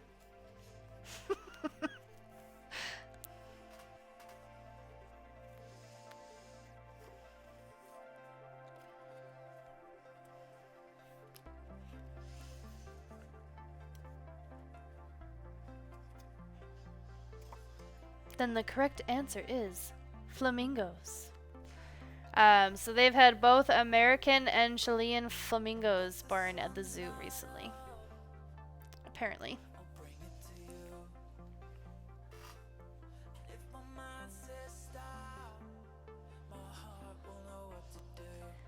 Next question. Denver Zoo bred and released 600 of what endangered animal into the wild, trying to increase natural populations?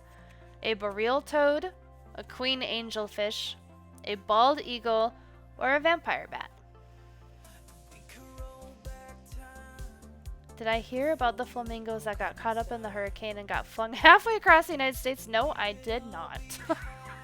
And that sounds horrific.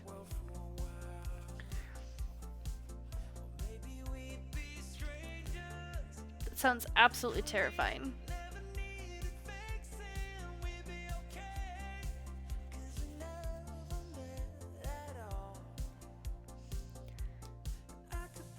And Denver Zoo bred and released 600 boreal toads. Good job.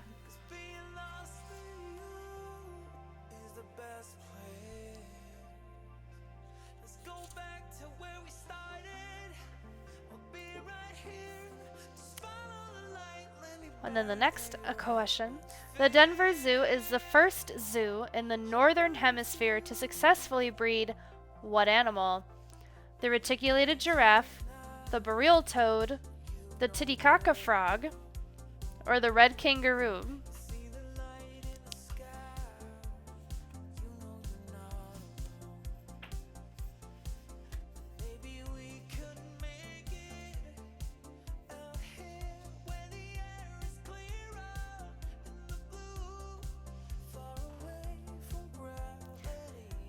Does like anybody else have an issue that when their dog lays really still, you like have to stare at them and make sure they're breathing? Or is it just me?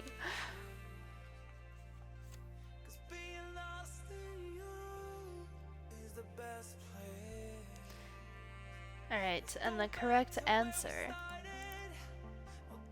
is the Titicaca frog.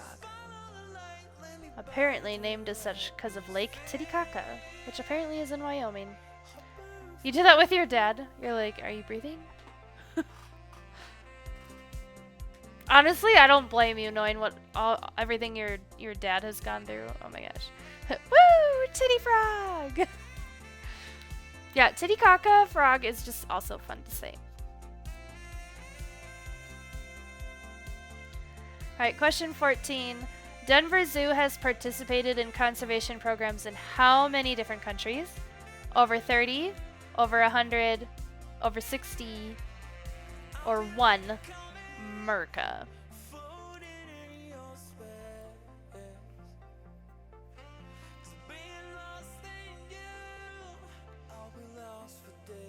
And like these are like approximates, because apparently they don't have the official number on the website. Whatever.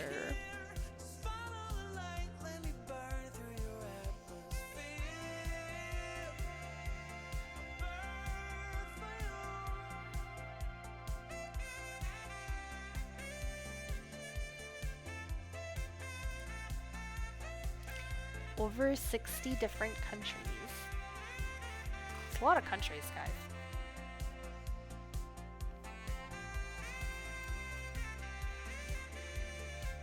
Alright, And the next question is the last question. What giraffe, I did cover this today, what giraffe named after a Harry Potter character received plasma from giraffes at Cheyenne Mountain Zoo when he was born premature? Was it Dobby? Was it Ron? Was it Hagrid? Or was it Harry?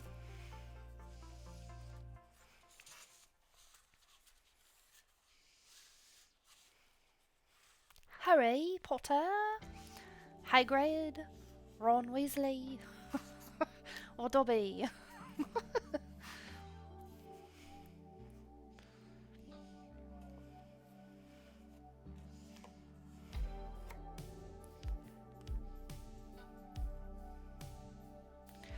You're a giraffe, Harry. Dobby is the correct answer. And by the way, a giraffe that was born at Cheyenne Mountain Zoo named BB was actually moved to Denver Zoo to be Dobby's quote-unquote playmate. AKA, they are hoping that BB and Dobby make some babies. So I guess we'll see what their future brings. Alright, final results. Oh no, one fire. Creative Cats coming in with the win at 95,583 points. And one fire at negative 30,565 points. Ouch.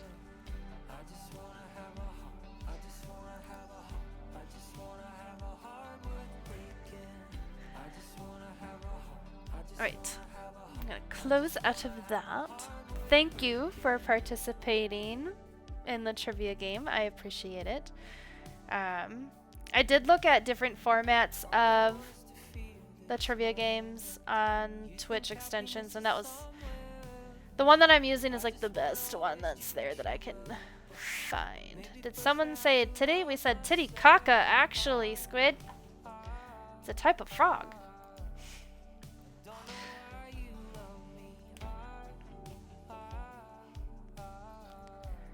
But now we know how to summon you. Sorry that you went MIA. I'm filling out paperwork to change your name. No worries. No worries. And that's exciting.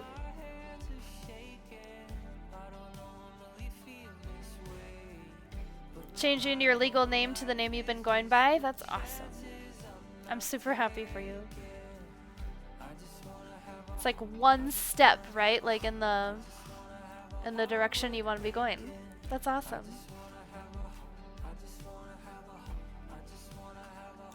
You are welcome. You're legally changing your name to Talking Squid. Good choice. Yeah! It's actually Talking is the first name, Squid is the middle name, and Jerky's the last name on fire.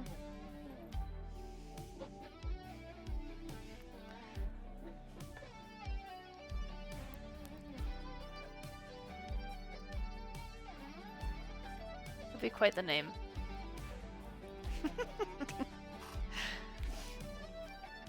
Well, alright, that is all I had planned for today. It's up to you guys. We can either raid out now, or I can spend some time doing an AI collage. Whatever you guys would prefer to do.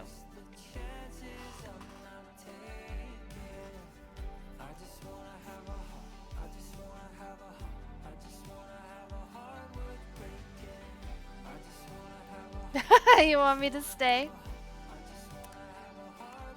Okay, let me... One second, let me open up beta. AI! Okay, 1 second. And I have to update stream info here. 1 second. We'll just go back to art, I guess.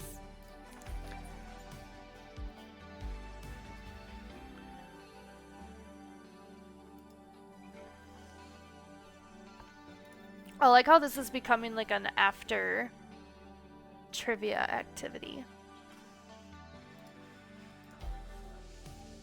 Don't leave me. Alright, alright. I won't. Okay, 1 second. Let me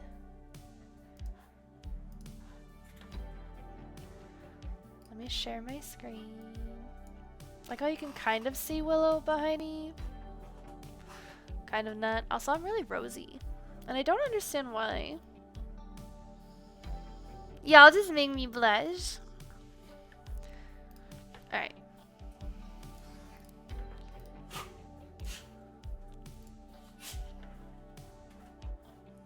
Oh, let's get that back up to where I want it to be.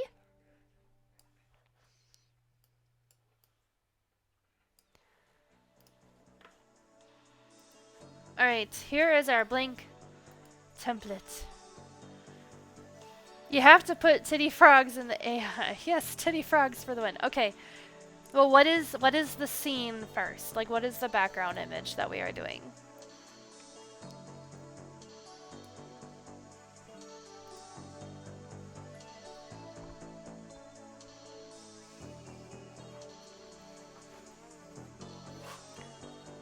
Oh my goodness. You guys are really wrestling back here. Yes, you are. Yeah. Hi.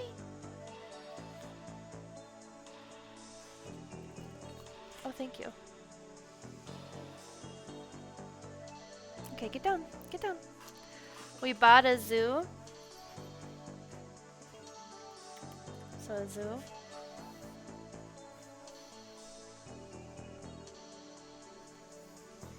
Oh yeah, my eyeballs are getting dry. Do these reflect a lot? I have like these blue light glasses. They reflect a little bit. But that's okay. Oh, they reflect a lot. I don't like that.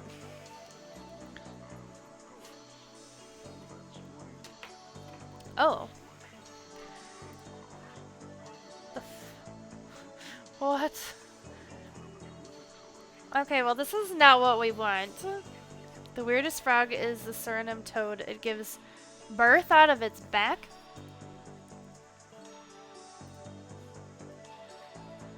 Like, I want a building. Why does it pull up animals? Girls. Y'all are getting real snorty back there. Yeah. I think I've seen that on Animal Planet. It's quite possible. It's got, like, little pockets for their eggs on the back. Look at you, One Fire. I don't know.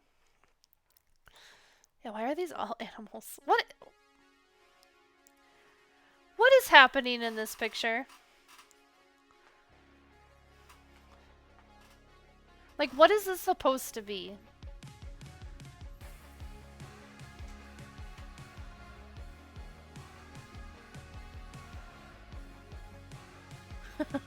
Buzzy. Hi, Hot Midnight. How are you? Welcome on in. We just finished the travel review presentation and trivia, so now we are doing AI art. But my chair is getting pulled back by my cat and my dogs because they're all wrestling behind me. A head photoshopped onto an ass. Like, seriously.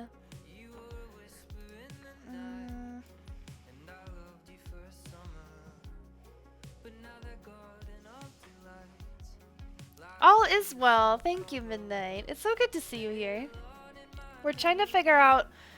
So, the AI prompts within Photoshop are not great. So we're trying zoo, like trying to get a zoo background because the travel review and the trivia today was about Denver Zoo. But it keeps pulling up these really cursed animals instead. Is it hard to read your new username color? No, I have dark screen mode on my laptop and I can read it just fine. You're welcome. Okay, we have a headless camel. That one's not terribly bad. There's something weird going on between the legs that I don't want to talk about. And its head is a little sunken in.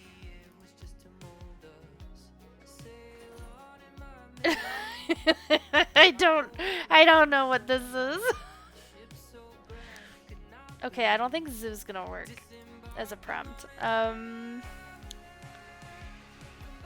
Yikes.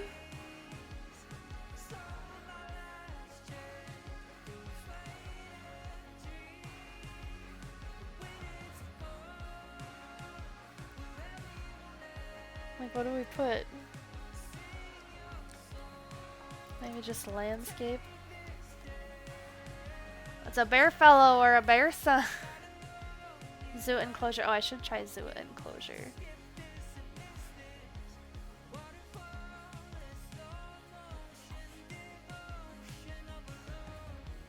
Okay, that's actually a really pretty landscape. Not what we're going for, but like, alright. Alright, let's try zoo enclosure.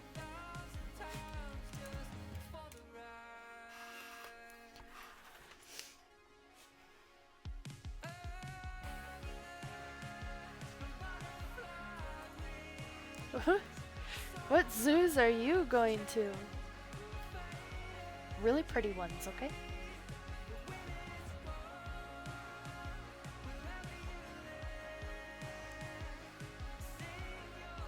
Alright, we're getting on the right track, cats.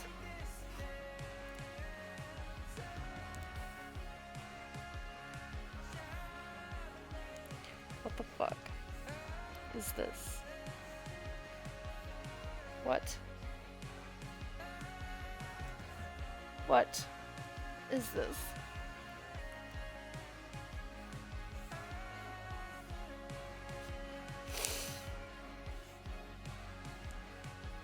I don't even want to look at it.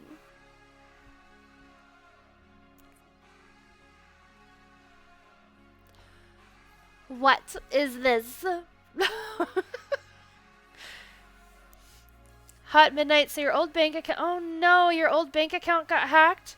So you've been waiting on a check with the amount that was left on it since August, but I found out any incoming transactions or refunds will delay the check another 15 days.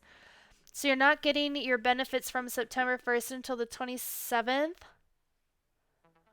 What the hell? Why? Like, why does it work that way? That's messed up. A giraffe with a bear head, maybe? Maybe?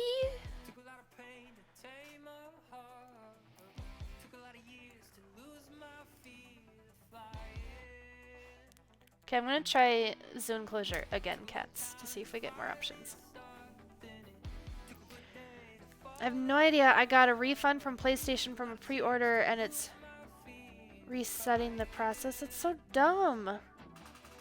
Like, it shouldn't reset the process. It should just go through. I'm sorry. That has to be really frustrating.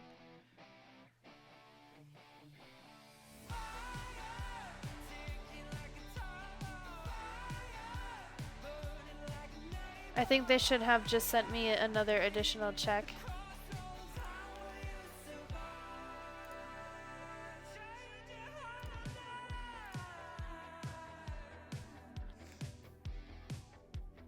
Like, they should just fix it. How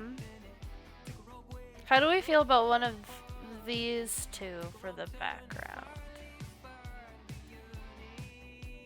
I'm kind of leaning towards this one, so we can put like a pond in the ground here for the Titicaca frogs. The whole thing is dumb. Issuing a check at the local branch from day one would have been nice.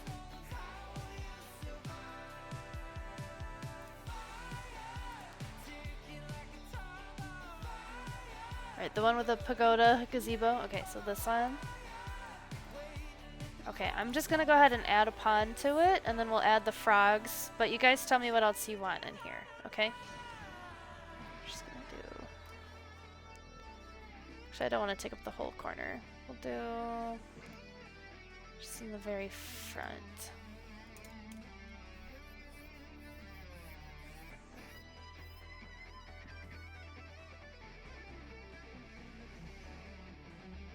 Oh no, you're fine, Hot Midnight. No worries. I hope you feel that you can always come in here and unload if you need to. I have no problem trying to console, comfort however I can, or just listen. So no worries. That was actually a really good pod.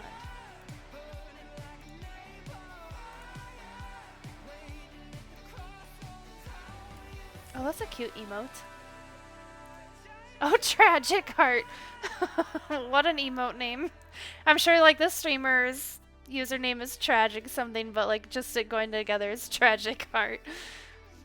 Thank you. You're welcome, Hot Midnight. You're very welcome.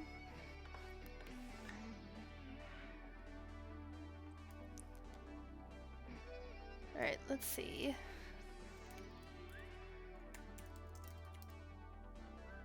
See if it even lets me do this. It might be like... Her name used to be Tragic, that's why. Oh, yeah. It's just like quite the combination of words.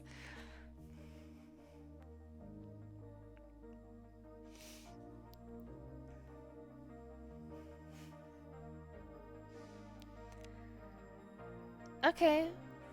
I think it just went with frog. Hold on, let me zoom in so you can see this better.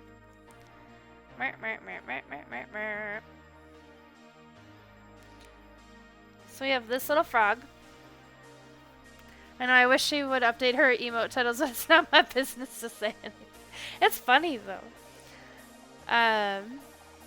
Or we have like a tree frog. Or this one. Just when people click on ones I send, they don't get confused. That's fair.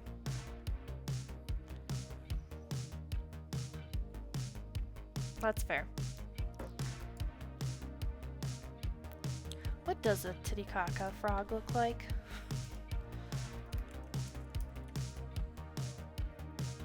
Oh, they actually are green.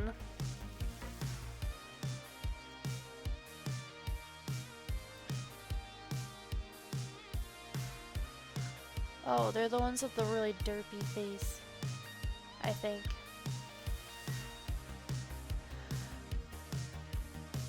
Huh.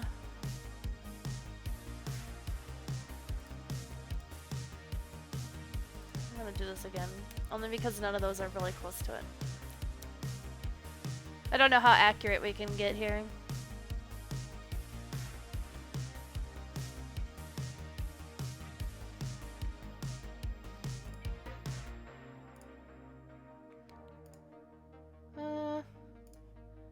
Honestly, that's probably the...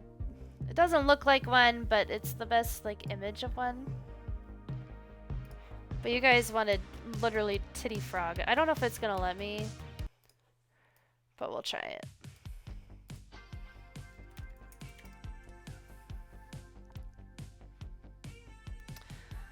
Yeah, please review your prompt to be sure it meets our guidelines and try again. So I can't put titty frog.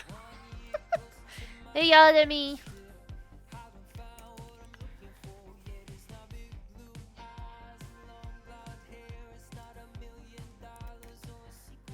I'm gonna try green frog.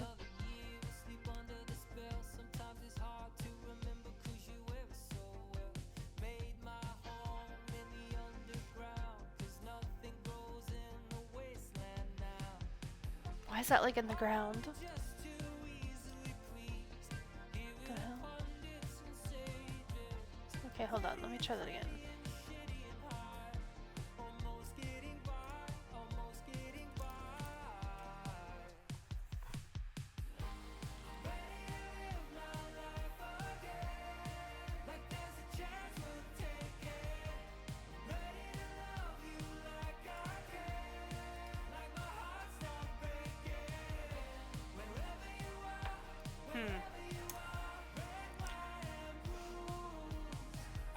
By the way, put what you want in chat to add to this, what's gonna end up being a very beautiful collage.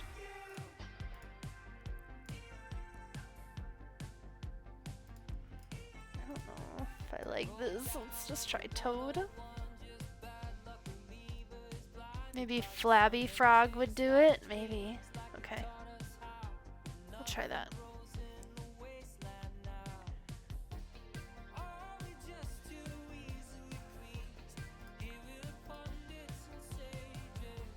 Trying to figure why it's like blurring them. Like I guess because the picture's not in focus there.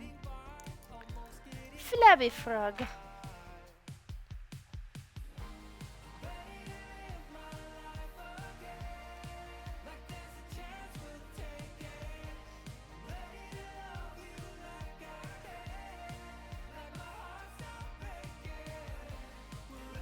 It just went to frog, I think. How weird. Felt like one of these toads wasn't too bad. Like, that one's not bad. It's just blurry.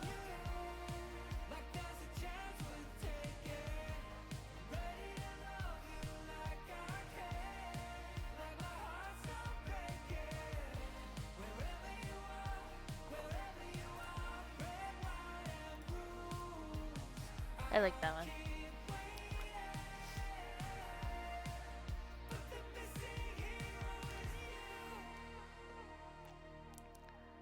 Okay, what else do we want in our little really bad AI zoo?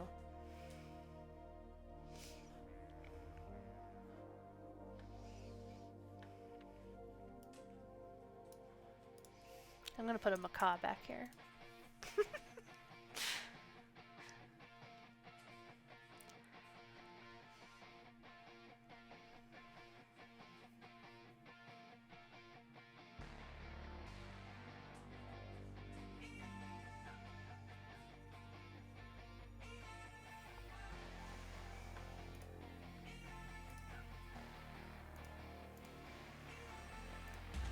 I like that one. My mind keeps... Okay, so buffalo wings. Buffalo wings. Your mind keeps going to space cheetah, so do with that as you will. Okay. You're on your way home. You've been lurking at work. You heard something about titty frogs? Yeah, titty frogs. You know about titty frogs, right? Buffalo wings.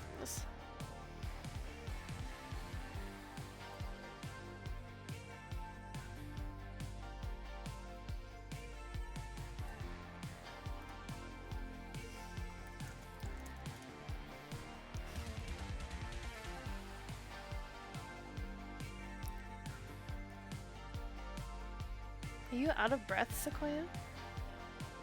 Were you playing really hard with your sisters? Yeah?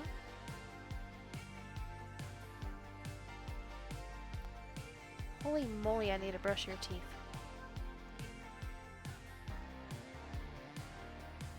Did you ever see Ooh! Did you ever see a TV show called Beast Wars before Transformers? Yes. Frogs from Lake Titicaca, obviously. Actually, that is exactly it. Oh, you like my camera thing overlay? Thank you. I appreciate it. I made it myself. This one has like a lot of color to it. One fire, do you have a preference on which bison that I put wings on for your buffalo wings? Do you like option number 1? Very colorful option. Bison lying on the ground. Do you like option number 2? He looks like he's about to charge. Or do you like option number 3, a standard standing bison?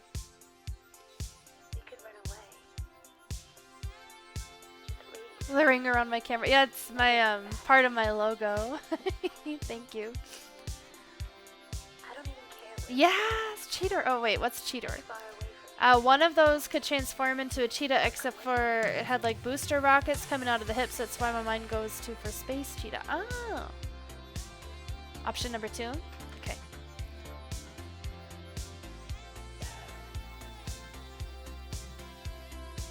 And then we'll give it wings.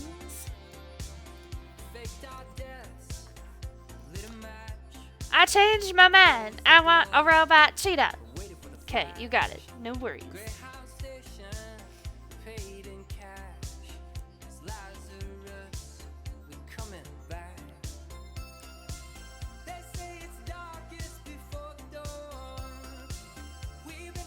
And Hot Midnight, if you want to jump in on this, feel free to. That wing is going the wrong direction. That just does birds. Okay, let's just try wing. Please and thank you. No worries, cats.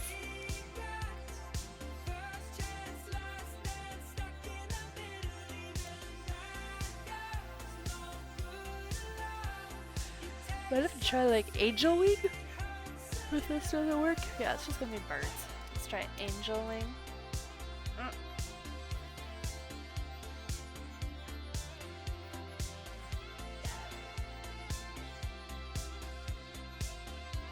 They have been wrestling for like an hour now. My doggies. Be nice to each other. Ooh. Okay. That one's pretty good. Yeah. Alright, One Fire, are you satisfied with this for your buffalo wings? And then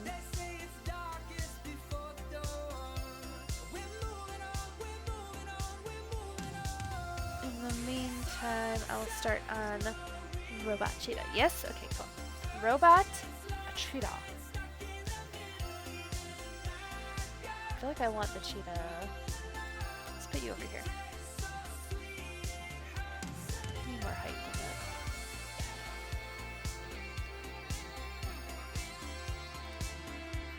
that. Robot Cheetah. Let's just see what happens.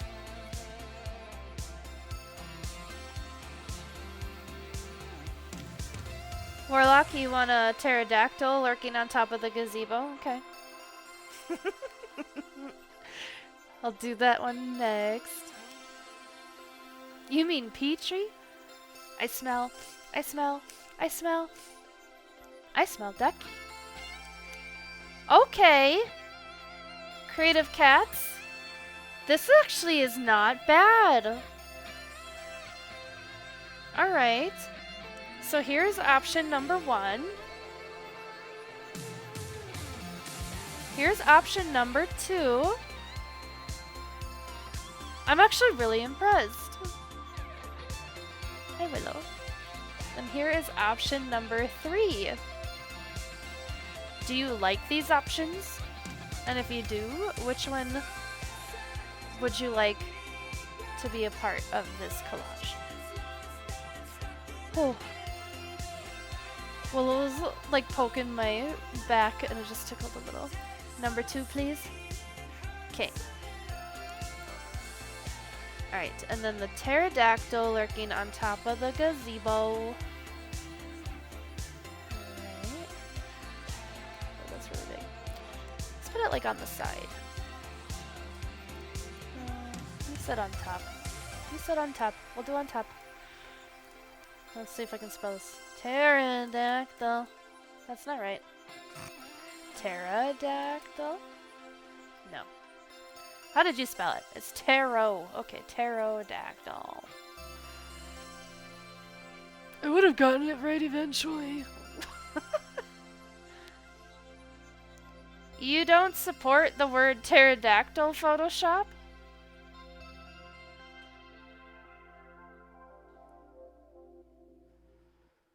Why?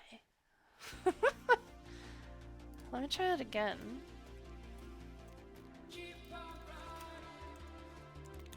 Pterodactyl. Your prompt appears to use language we don't support.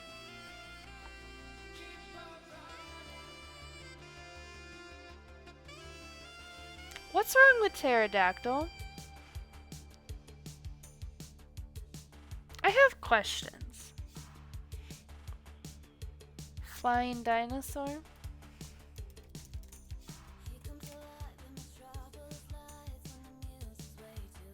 Like, why wouldn't pterodactyl work? You read my mind, Creative Cats. That's what I was gonna say. But, like, I'm just... Like, why is pterodactyl not an allowed word? Because typically, so far, what I've run into is it doesn't allow sexual terms or weapons.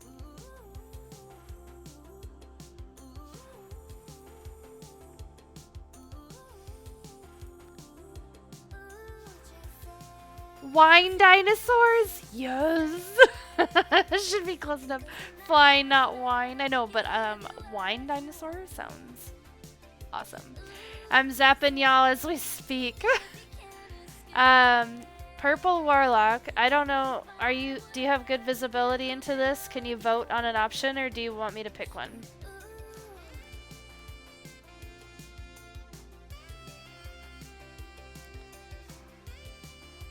That's interesting.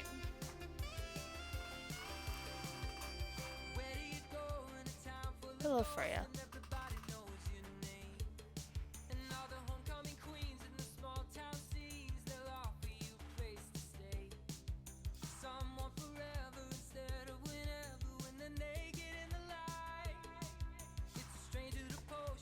Okay, I'm gonna reprompt flying dinosaur. It'll keep those other three, but those are all very interesting.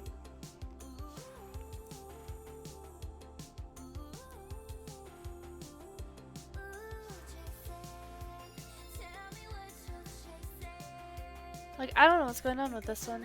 It's on the screen right now. Hi, Free Free. Wanna come say hi? Hi, kitty cat. Here, let me put it on the other screen so people can see you better. There you go.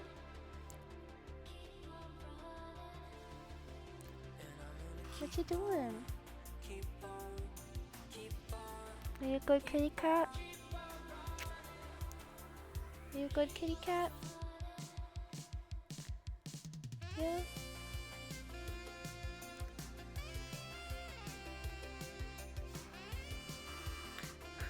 Kitty! Sweet baby. Yeah, this is Frey Frey. Her tail's going crazy though, so I'm waiting for her to like jump out of my hands. Do you want to be put down? Hmm? Okay, I'm gonna put you behind me on the bed. Alright.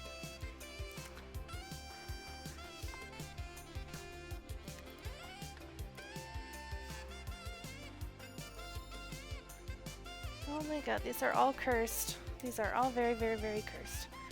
Hi, Sequoia. That is a really soggy toy scarf. Go get it. Woo!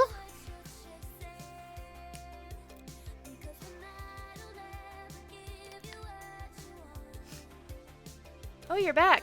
Hello again, cat. You just want to hang out? Hmm? Just want to hang out? I thought the yellow one isn't bad.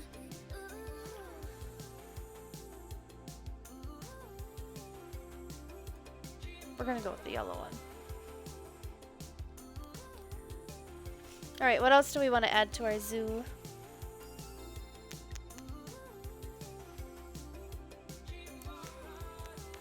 Yeah, are you really cute?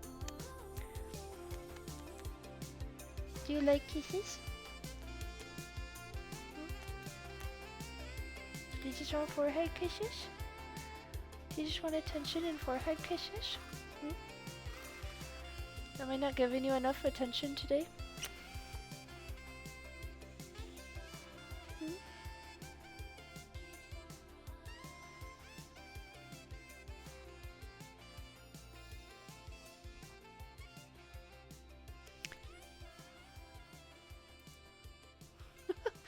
Like, look at this. Look at this. Yeah. She loves you so much you can see it in her perfect face. She goes from really cute and cuddly like this to like play attack mode though, like really fast. A kookaburra. Let's put the kookaburra on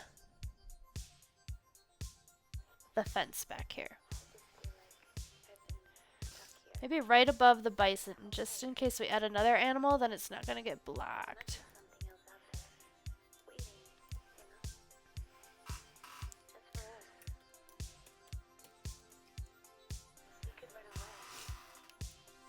cats get overstimulated easily. Same. No, it's definitely interesting. We've had 3 dogs for a while now, and we just got the cat this year. And it's my first time having a cat, and it's been an adjustment for me. Like, because my dogs, I can cuddle with them, mess with them, whatever, all day, and they're just like, we love all the attention, keep it coming. The cat is not like that. These are actually pretty good kookaburras. One Fire, do you have a preference between option number... Oh, here, let me zoom in more for you first. Okay, this is option number 1. This is option number 2. It just has its own floating perch that came from space. I don't know. Or option number 3, where it's singing or something.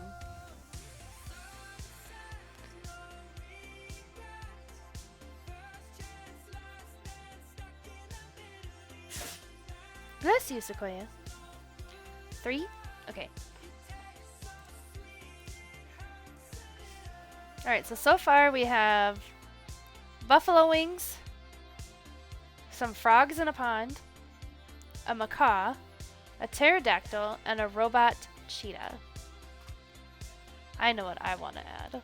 But please keep the ideas coming in chat. This is all you guys. I just like to add a few things here and there.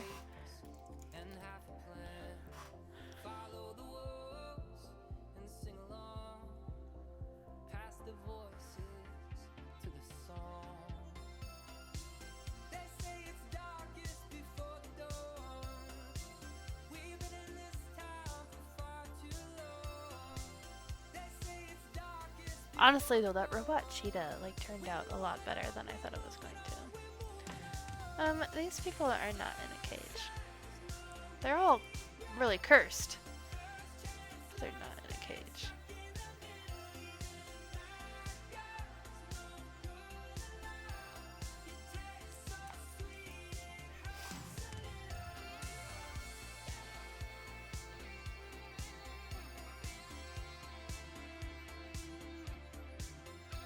I should close out. I have like all these frog pictures behind this on my computer because I was looking up what Titicaca frogs look like. What are these people? What is this AI? What is this? No, no, no, no, no, no, no.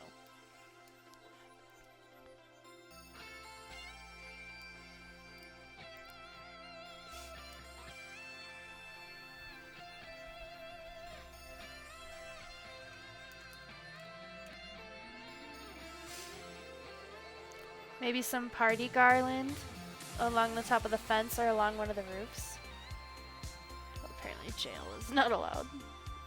Alright, we're just gonna try person first.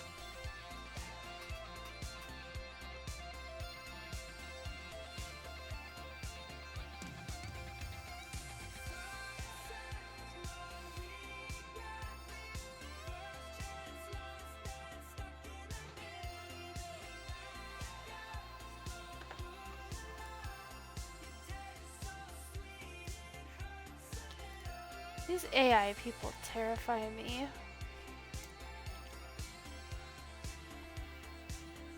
But yes, and then we can add party garland.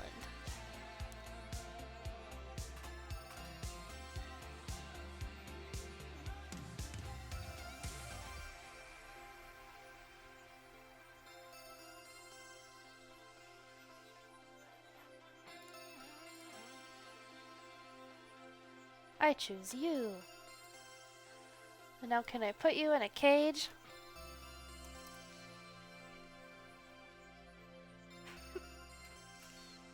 It's like a reverse zoo. I don't know.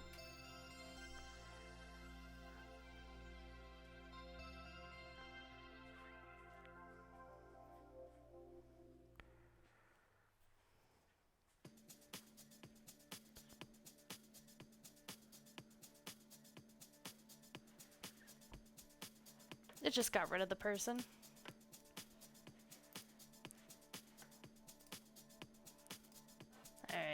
guess we could not put a person in a cage. Alright, let's try party garland.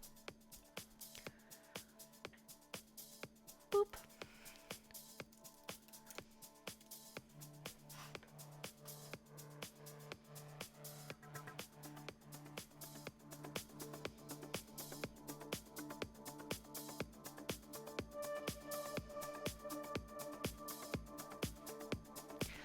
By the way, Warlock, the girls are gonna need to be taken out when you get home. I'm sorry.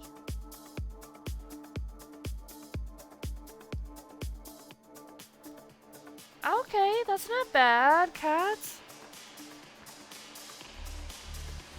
Do we like option number 1? Let me zoom in for you.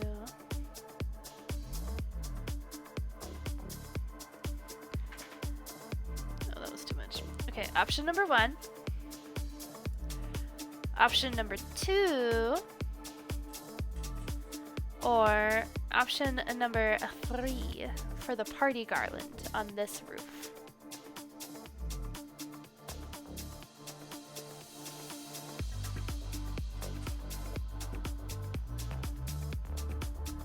Two. Okay. Now let me see if I can put party garland here.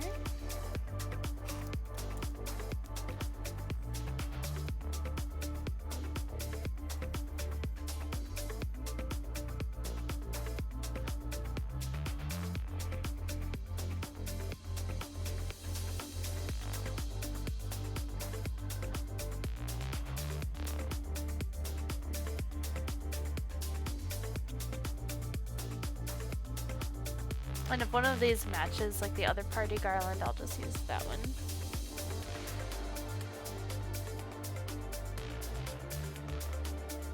Oh, we went to lights. Okay. Alright. So this is option number 1.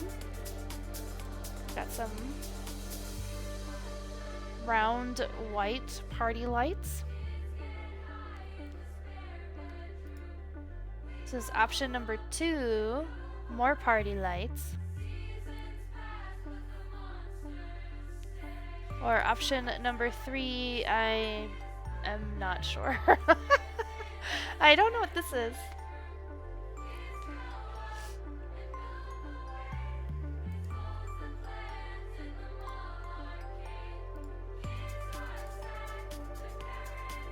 Like, I really don't know what that's supposed to be.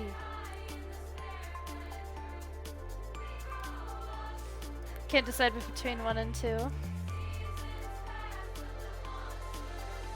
Does that mean you want me to decide?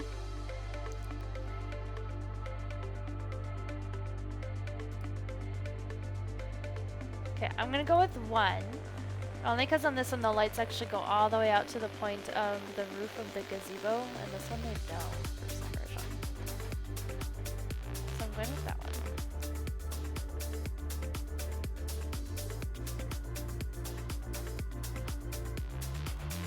Well, now that it's becoming a party, you need like a big cake. But what other animals do you guys want at this party?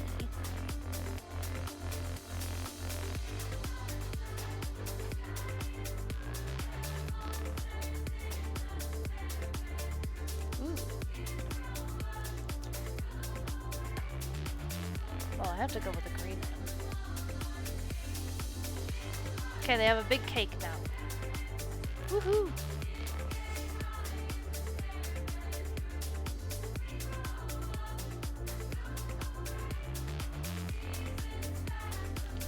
But I think we need more party goers.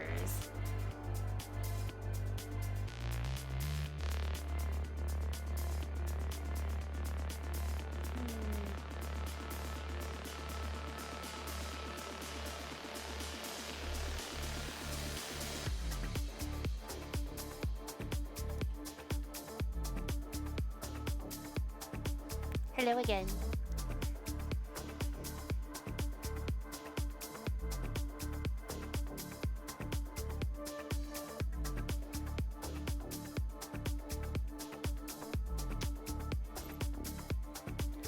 I wish I could hear your purring. Cause you sound like a little diesel truck to me.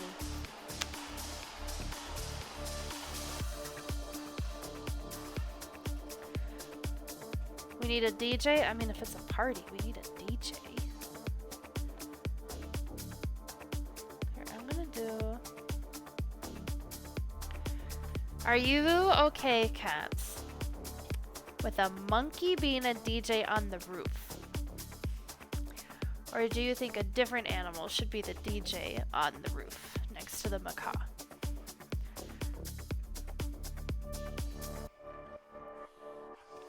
Or do you think the DJ should go somewhere else altogether? Oh.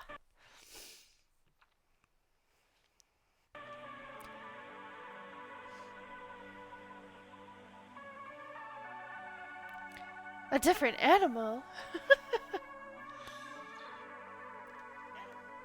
Oh, now it's gonna come through there. Hold on.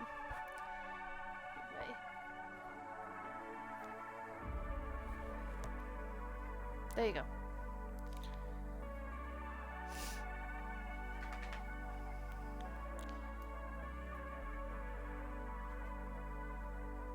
My favorite animal for a DJ?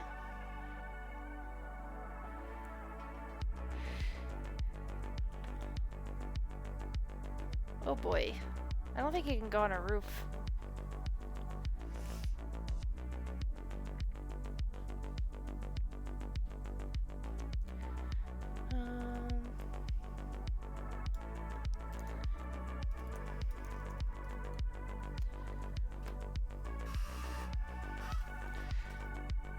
Oof.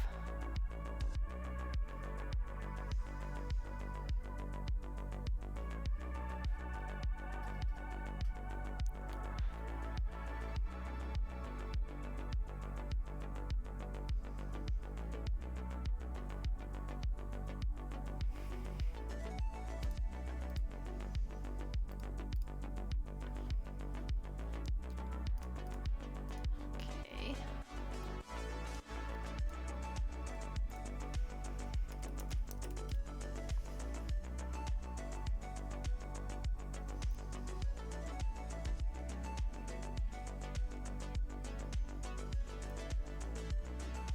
Okay, I'll mute my mic really quick.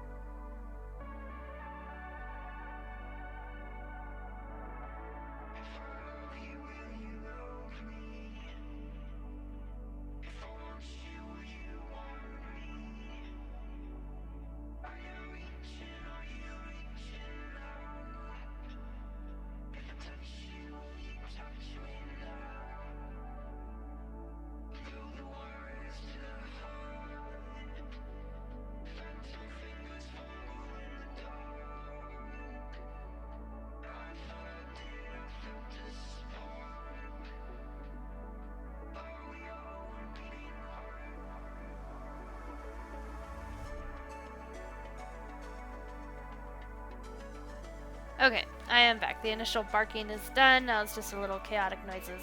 But what do we think of this for the DJ?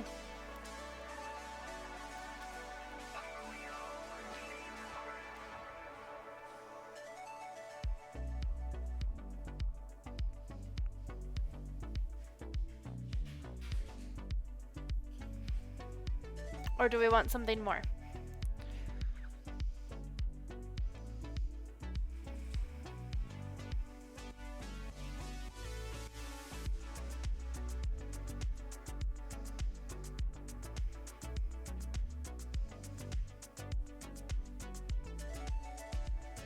Someone else needs help with the collage. I'm running out of ideas. No worries, cats.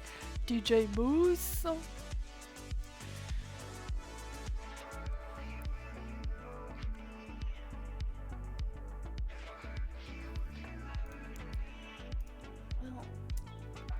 here, I feel like...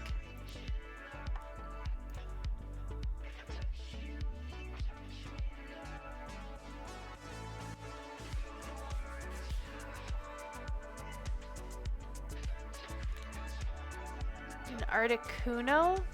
I don't think it's gonna know what that is. We're gonna get something cursed.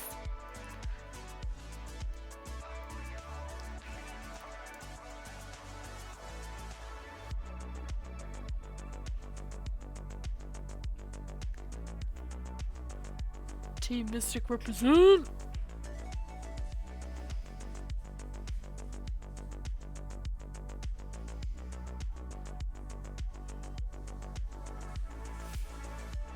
I just remember, like, the very first AI collage I did on stream. We tried to put a Pikachu.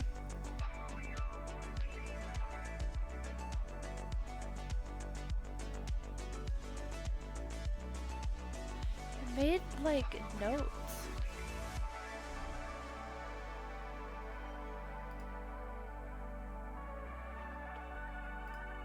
Let's try Waterbird. Waterbird. Oh, Frost Falcon? Okay, I'll try Frost Falcon next.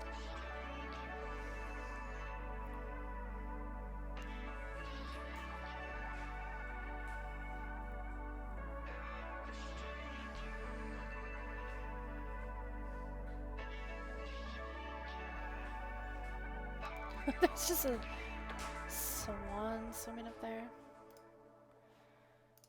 Okay, Frost Falcon.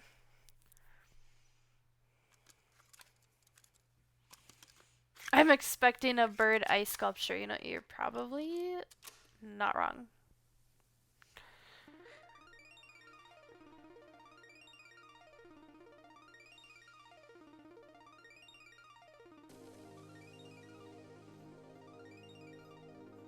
Thinking really hard about this one. Also party appropriate. Oh, just went to Falcon.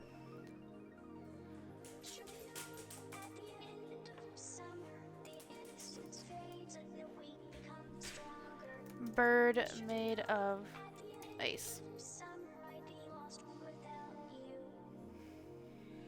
The skyline looked like a stained glass window.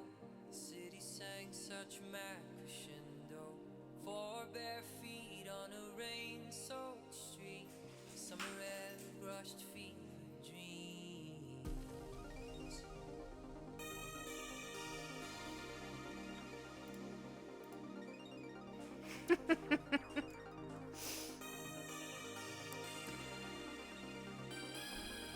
Okay. I really don't know what this one's supposed to be.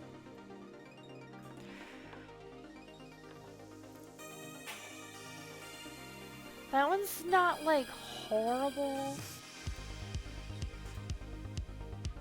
If you want to settle on any of these one fire, you just let me know.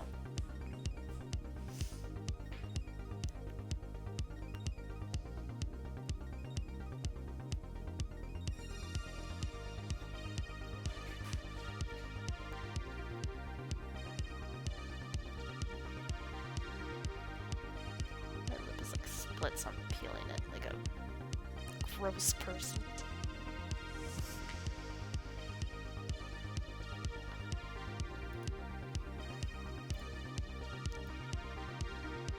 That one's actually not pretty far off from the Mystic symbol one fire. What do you think about this one? Or this one actually kind of looks like it's made out of water.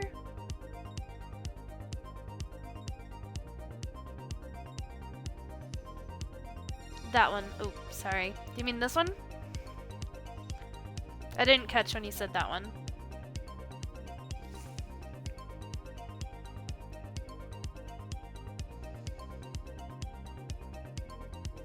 Okay.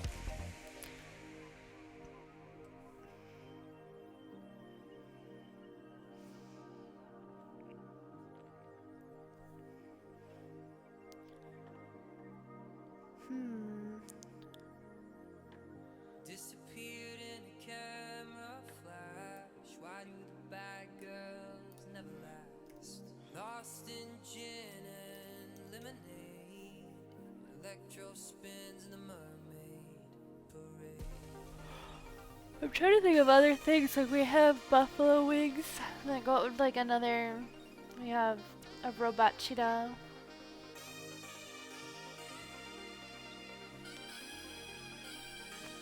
Like another like weird kind of thing. Well, I don't like those. Delete.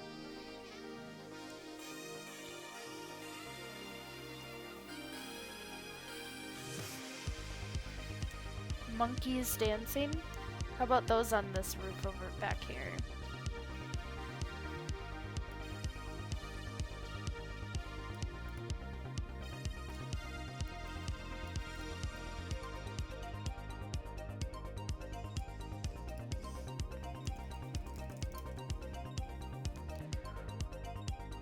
A Komodo dragon in a kimono. Well, we will see if Photoshop can handle that one.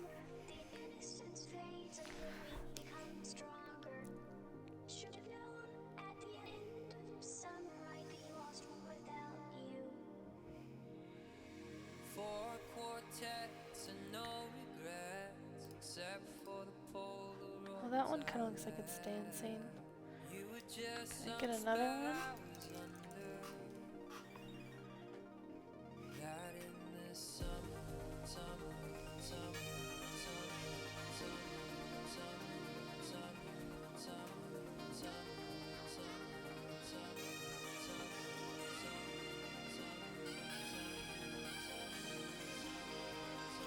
They are being rambunctious upstairs.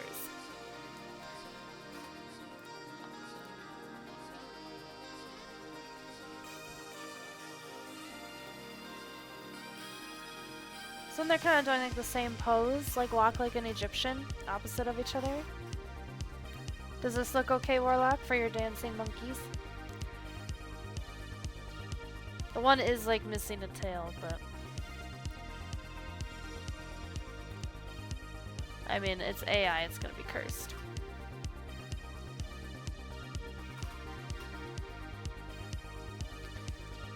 Those look good? Okay.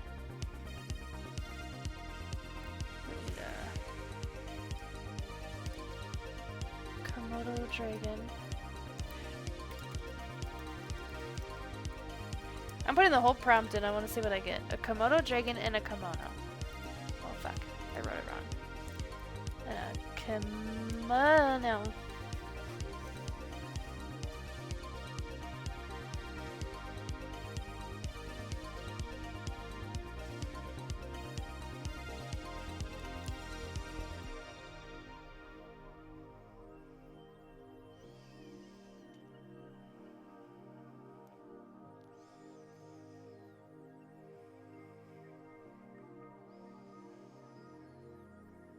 Komodo dragon in a kimono, what am I gonna get? Komodo dragon in a kimono, what am I gonna get?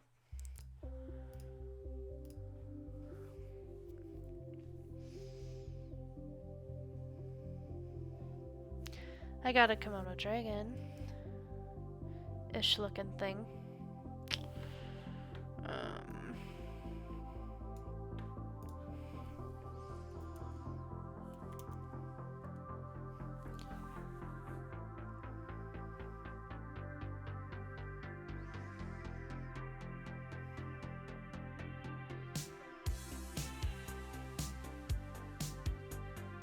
We're not gonna talk about the bison's eyeball, okay?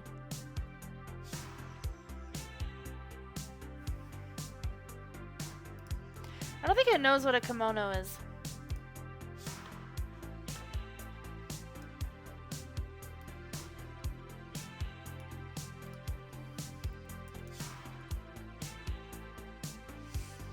This is a dangerous exhibit, right?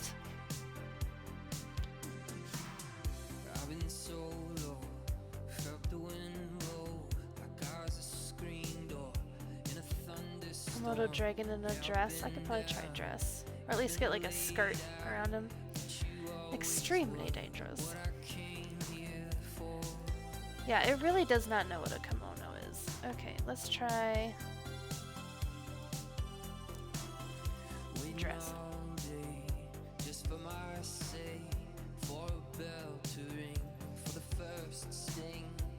The bottomist. Now I need a hippopotamus that kill 500 people a year. Since it's a scary party.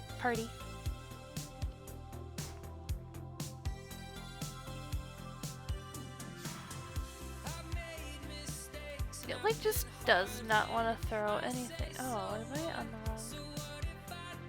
Yes, let me try.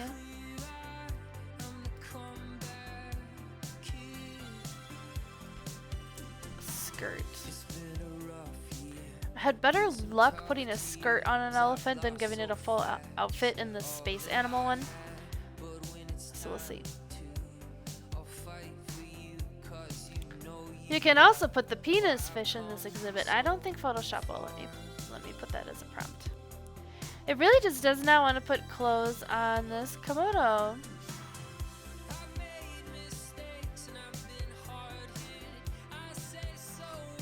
Clothes.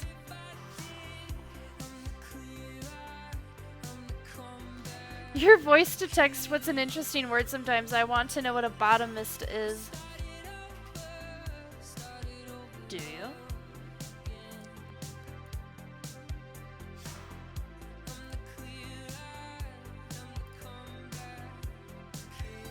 Warlock, what about this purple fabric? Is that okay? Or would you rather not have it and leave the Komodo dragon naked? He lost his front arm, by the way. Or she. I don't know.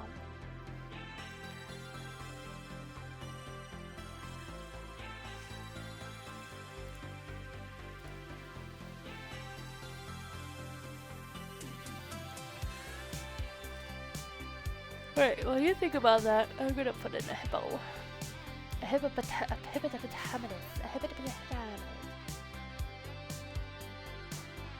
Did I say warlock? I meant one fire, I'm sorry.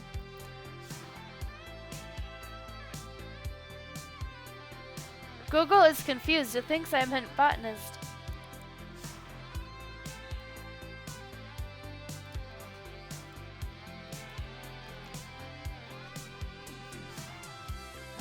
I want to see if I can get like a hippo head like coming out of the pond.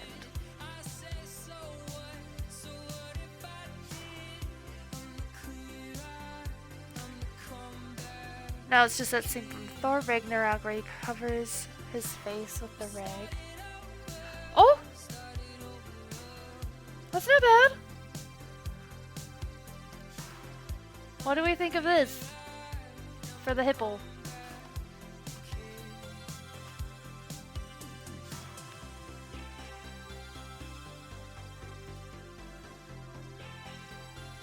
One fire, it's your idea, so you tell me. Is the hippo...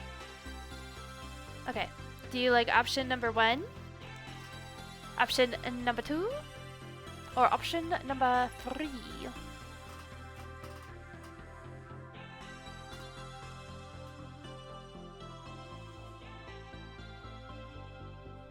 Having the characteristics, traits, or ideology of being a bottom.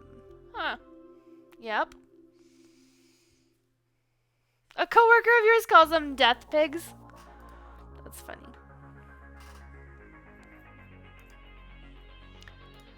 Okay, number 2. Alright. Anything else we want to throw in here, or do we think the party is happening?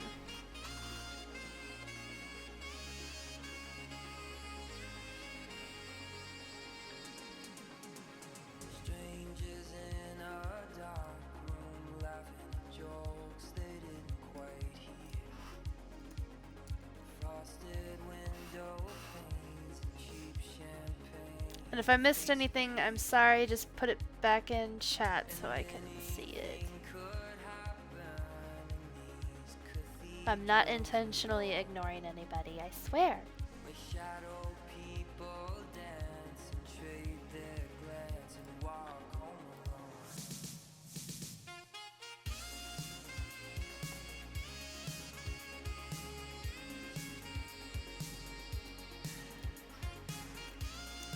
I'm just adding balloons to the party decor.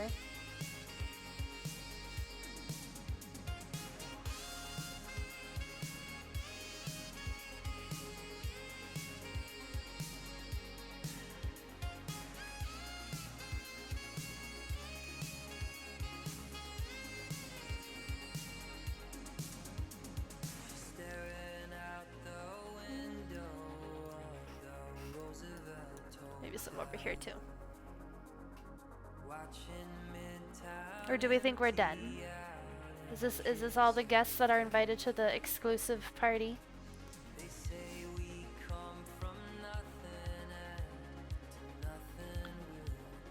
You think we're ready to party?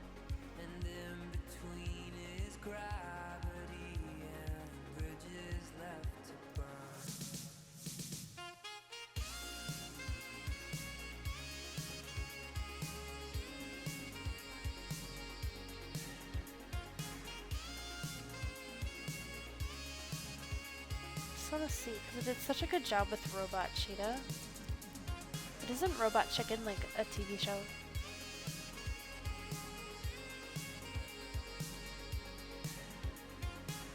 I feel like the Robot Cheetah is the bouncer. Hey, you know what? Could be.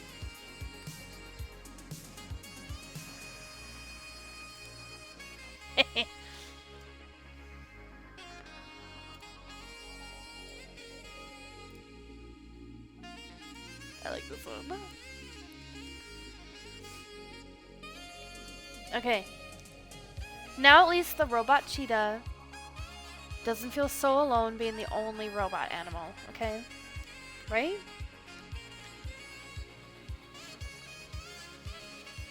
Now can I put...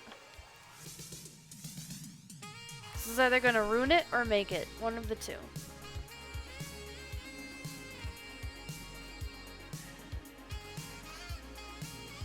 We're gonna find out.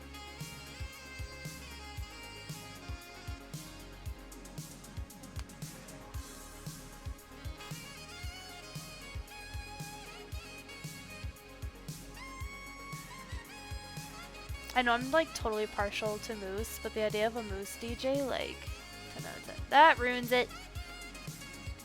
It covers the whole thing. I was thinking like if I could get like confetti flying through the air, then that'd be kind of cool.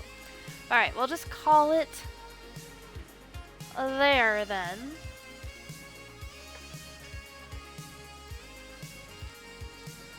So let me save this. I'll just call it Party at the Zoo.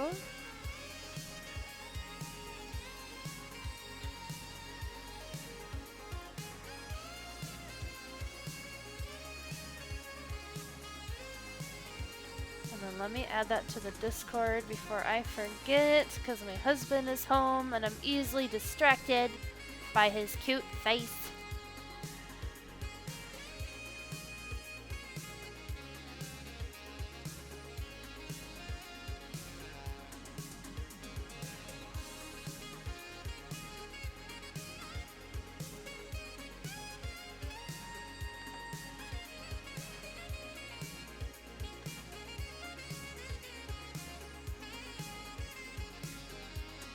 Just sharing.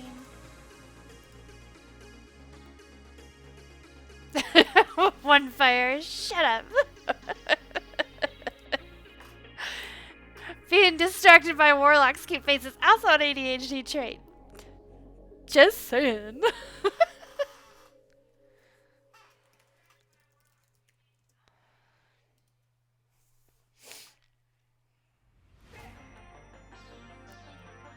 Alright, that is officially posted in the Discord. If you are not already a member of the Discord, I would really appreciate it if you joined.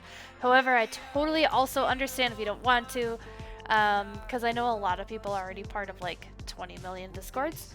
But there's the link if you want to join mine. And I think this is where I am going to call it for the evening, my friends. But we are going to raid out. The normal tradition of raiding a certain streamer cannot happen tonight because he has Pinball League, whatever, you know. No, I'm just kidding. Let me see who is online though for us to raid today. It just feels really weird not going where I normally go. Okay. We are going to raid Master Max. I was going to raid him yesterday, but then Cyronius was online, who's a fellow photographer. I don't have a fellow photographer online, and I've been wanting to raid Master Max. So that's what we're gonna do. Alright, he is currently playing Cult of the Lamb with the chat. Bah! Pinball League. I know. Bah! I believe I have a character in there if he hasn't killed me off yet.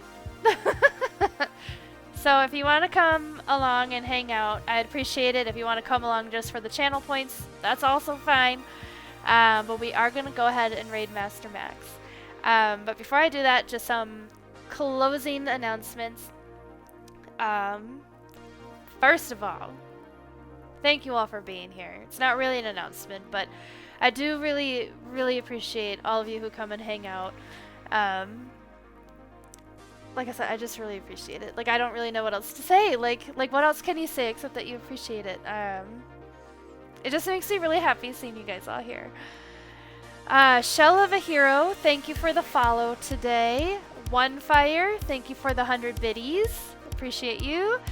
Creative Cats, thank you for making sure that I hydrate. And Toasty, thank you for keeping me healthy by making me eat my fruit. I appreciate all of you. For the actual things that are actual announcements, next stream is on Saturday at 8 a.m. I will be scrapbooking on Saturday morning with some coffee, so if you want to come just hang out, I'd love to see you. I do have 3 art shows that are on the calendar. The closest one, soonest one, whatever, is October 21st.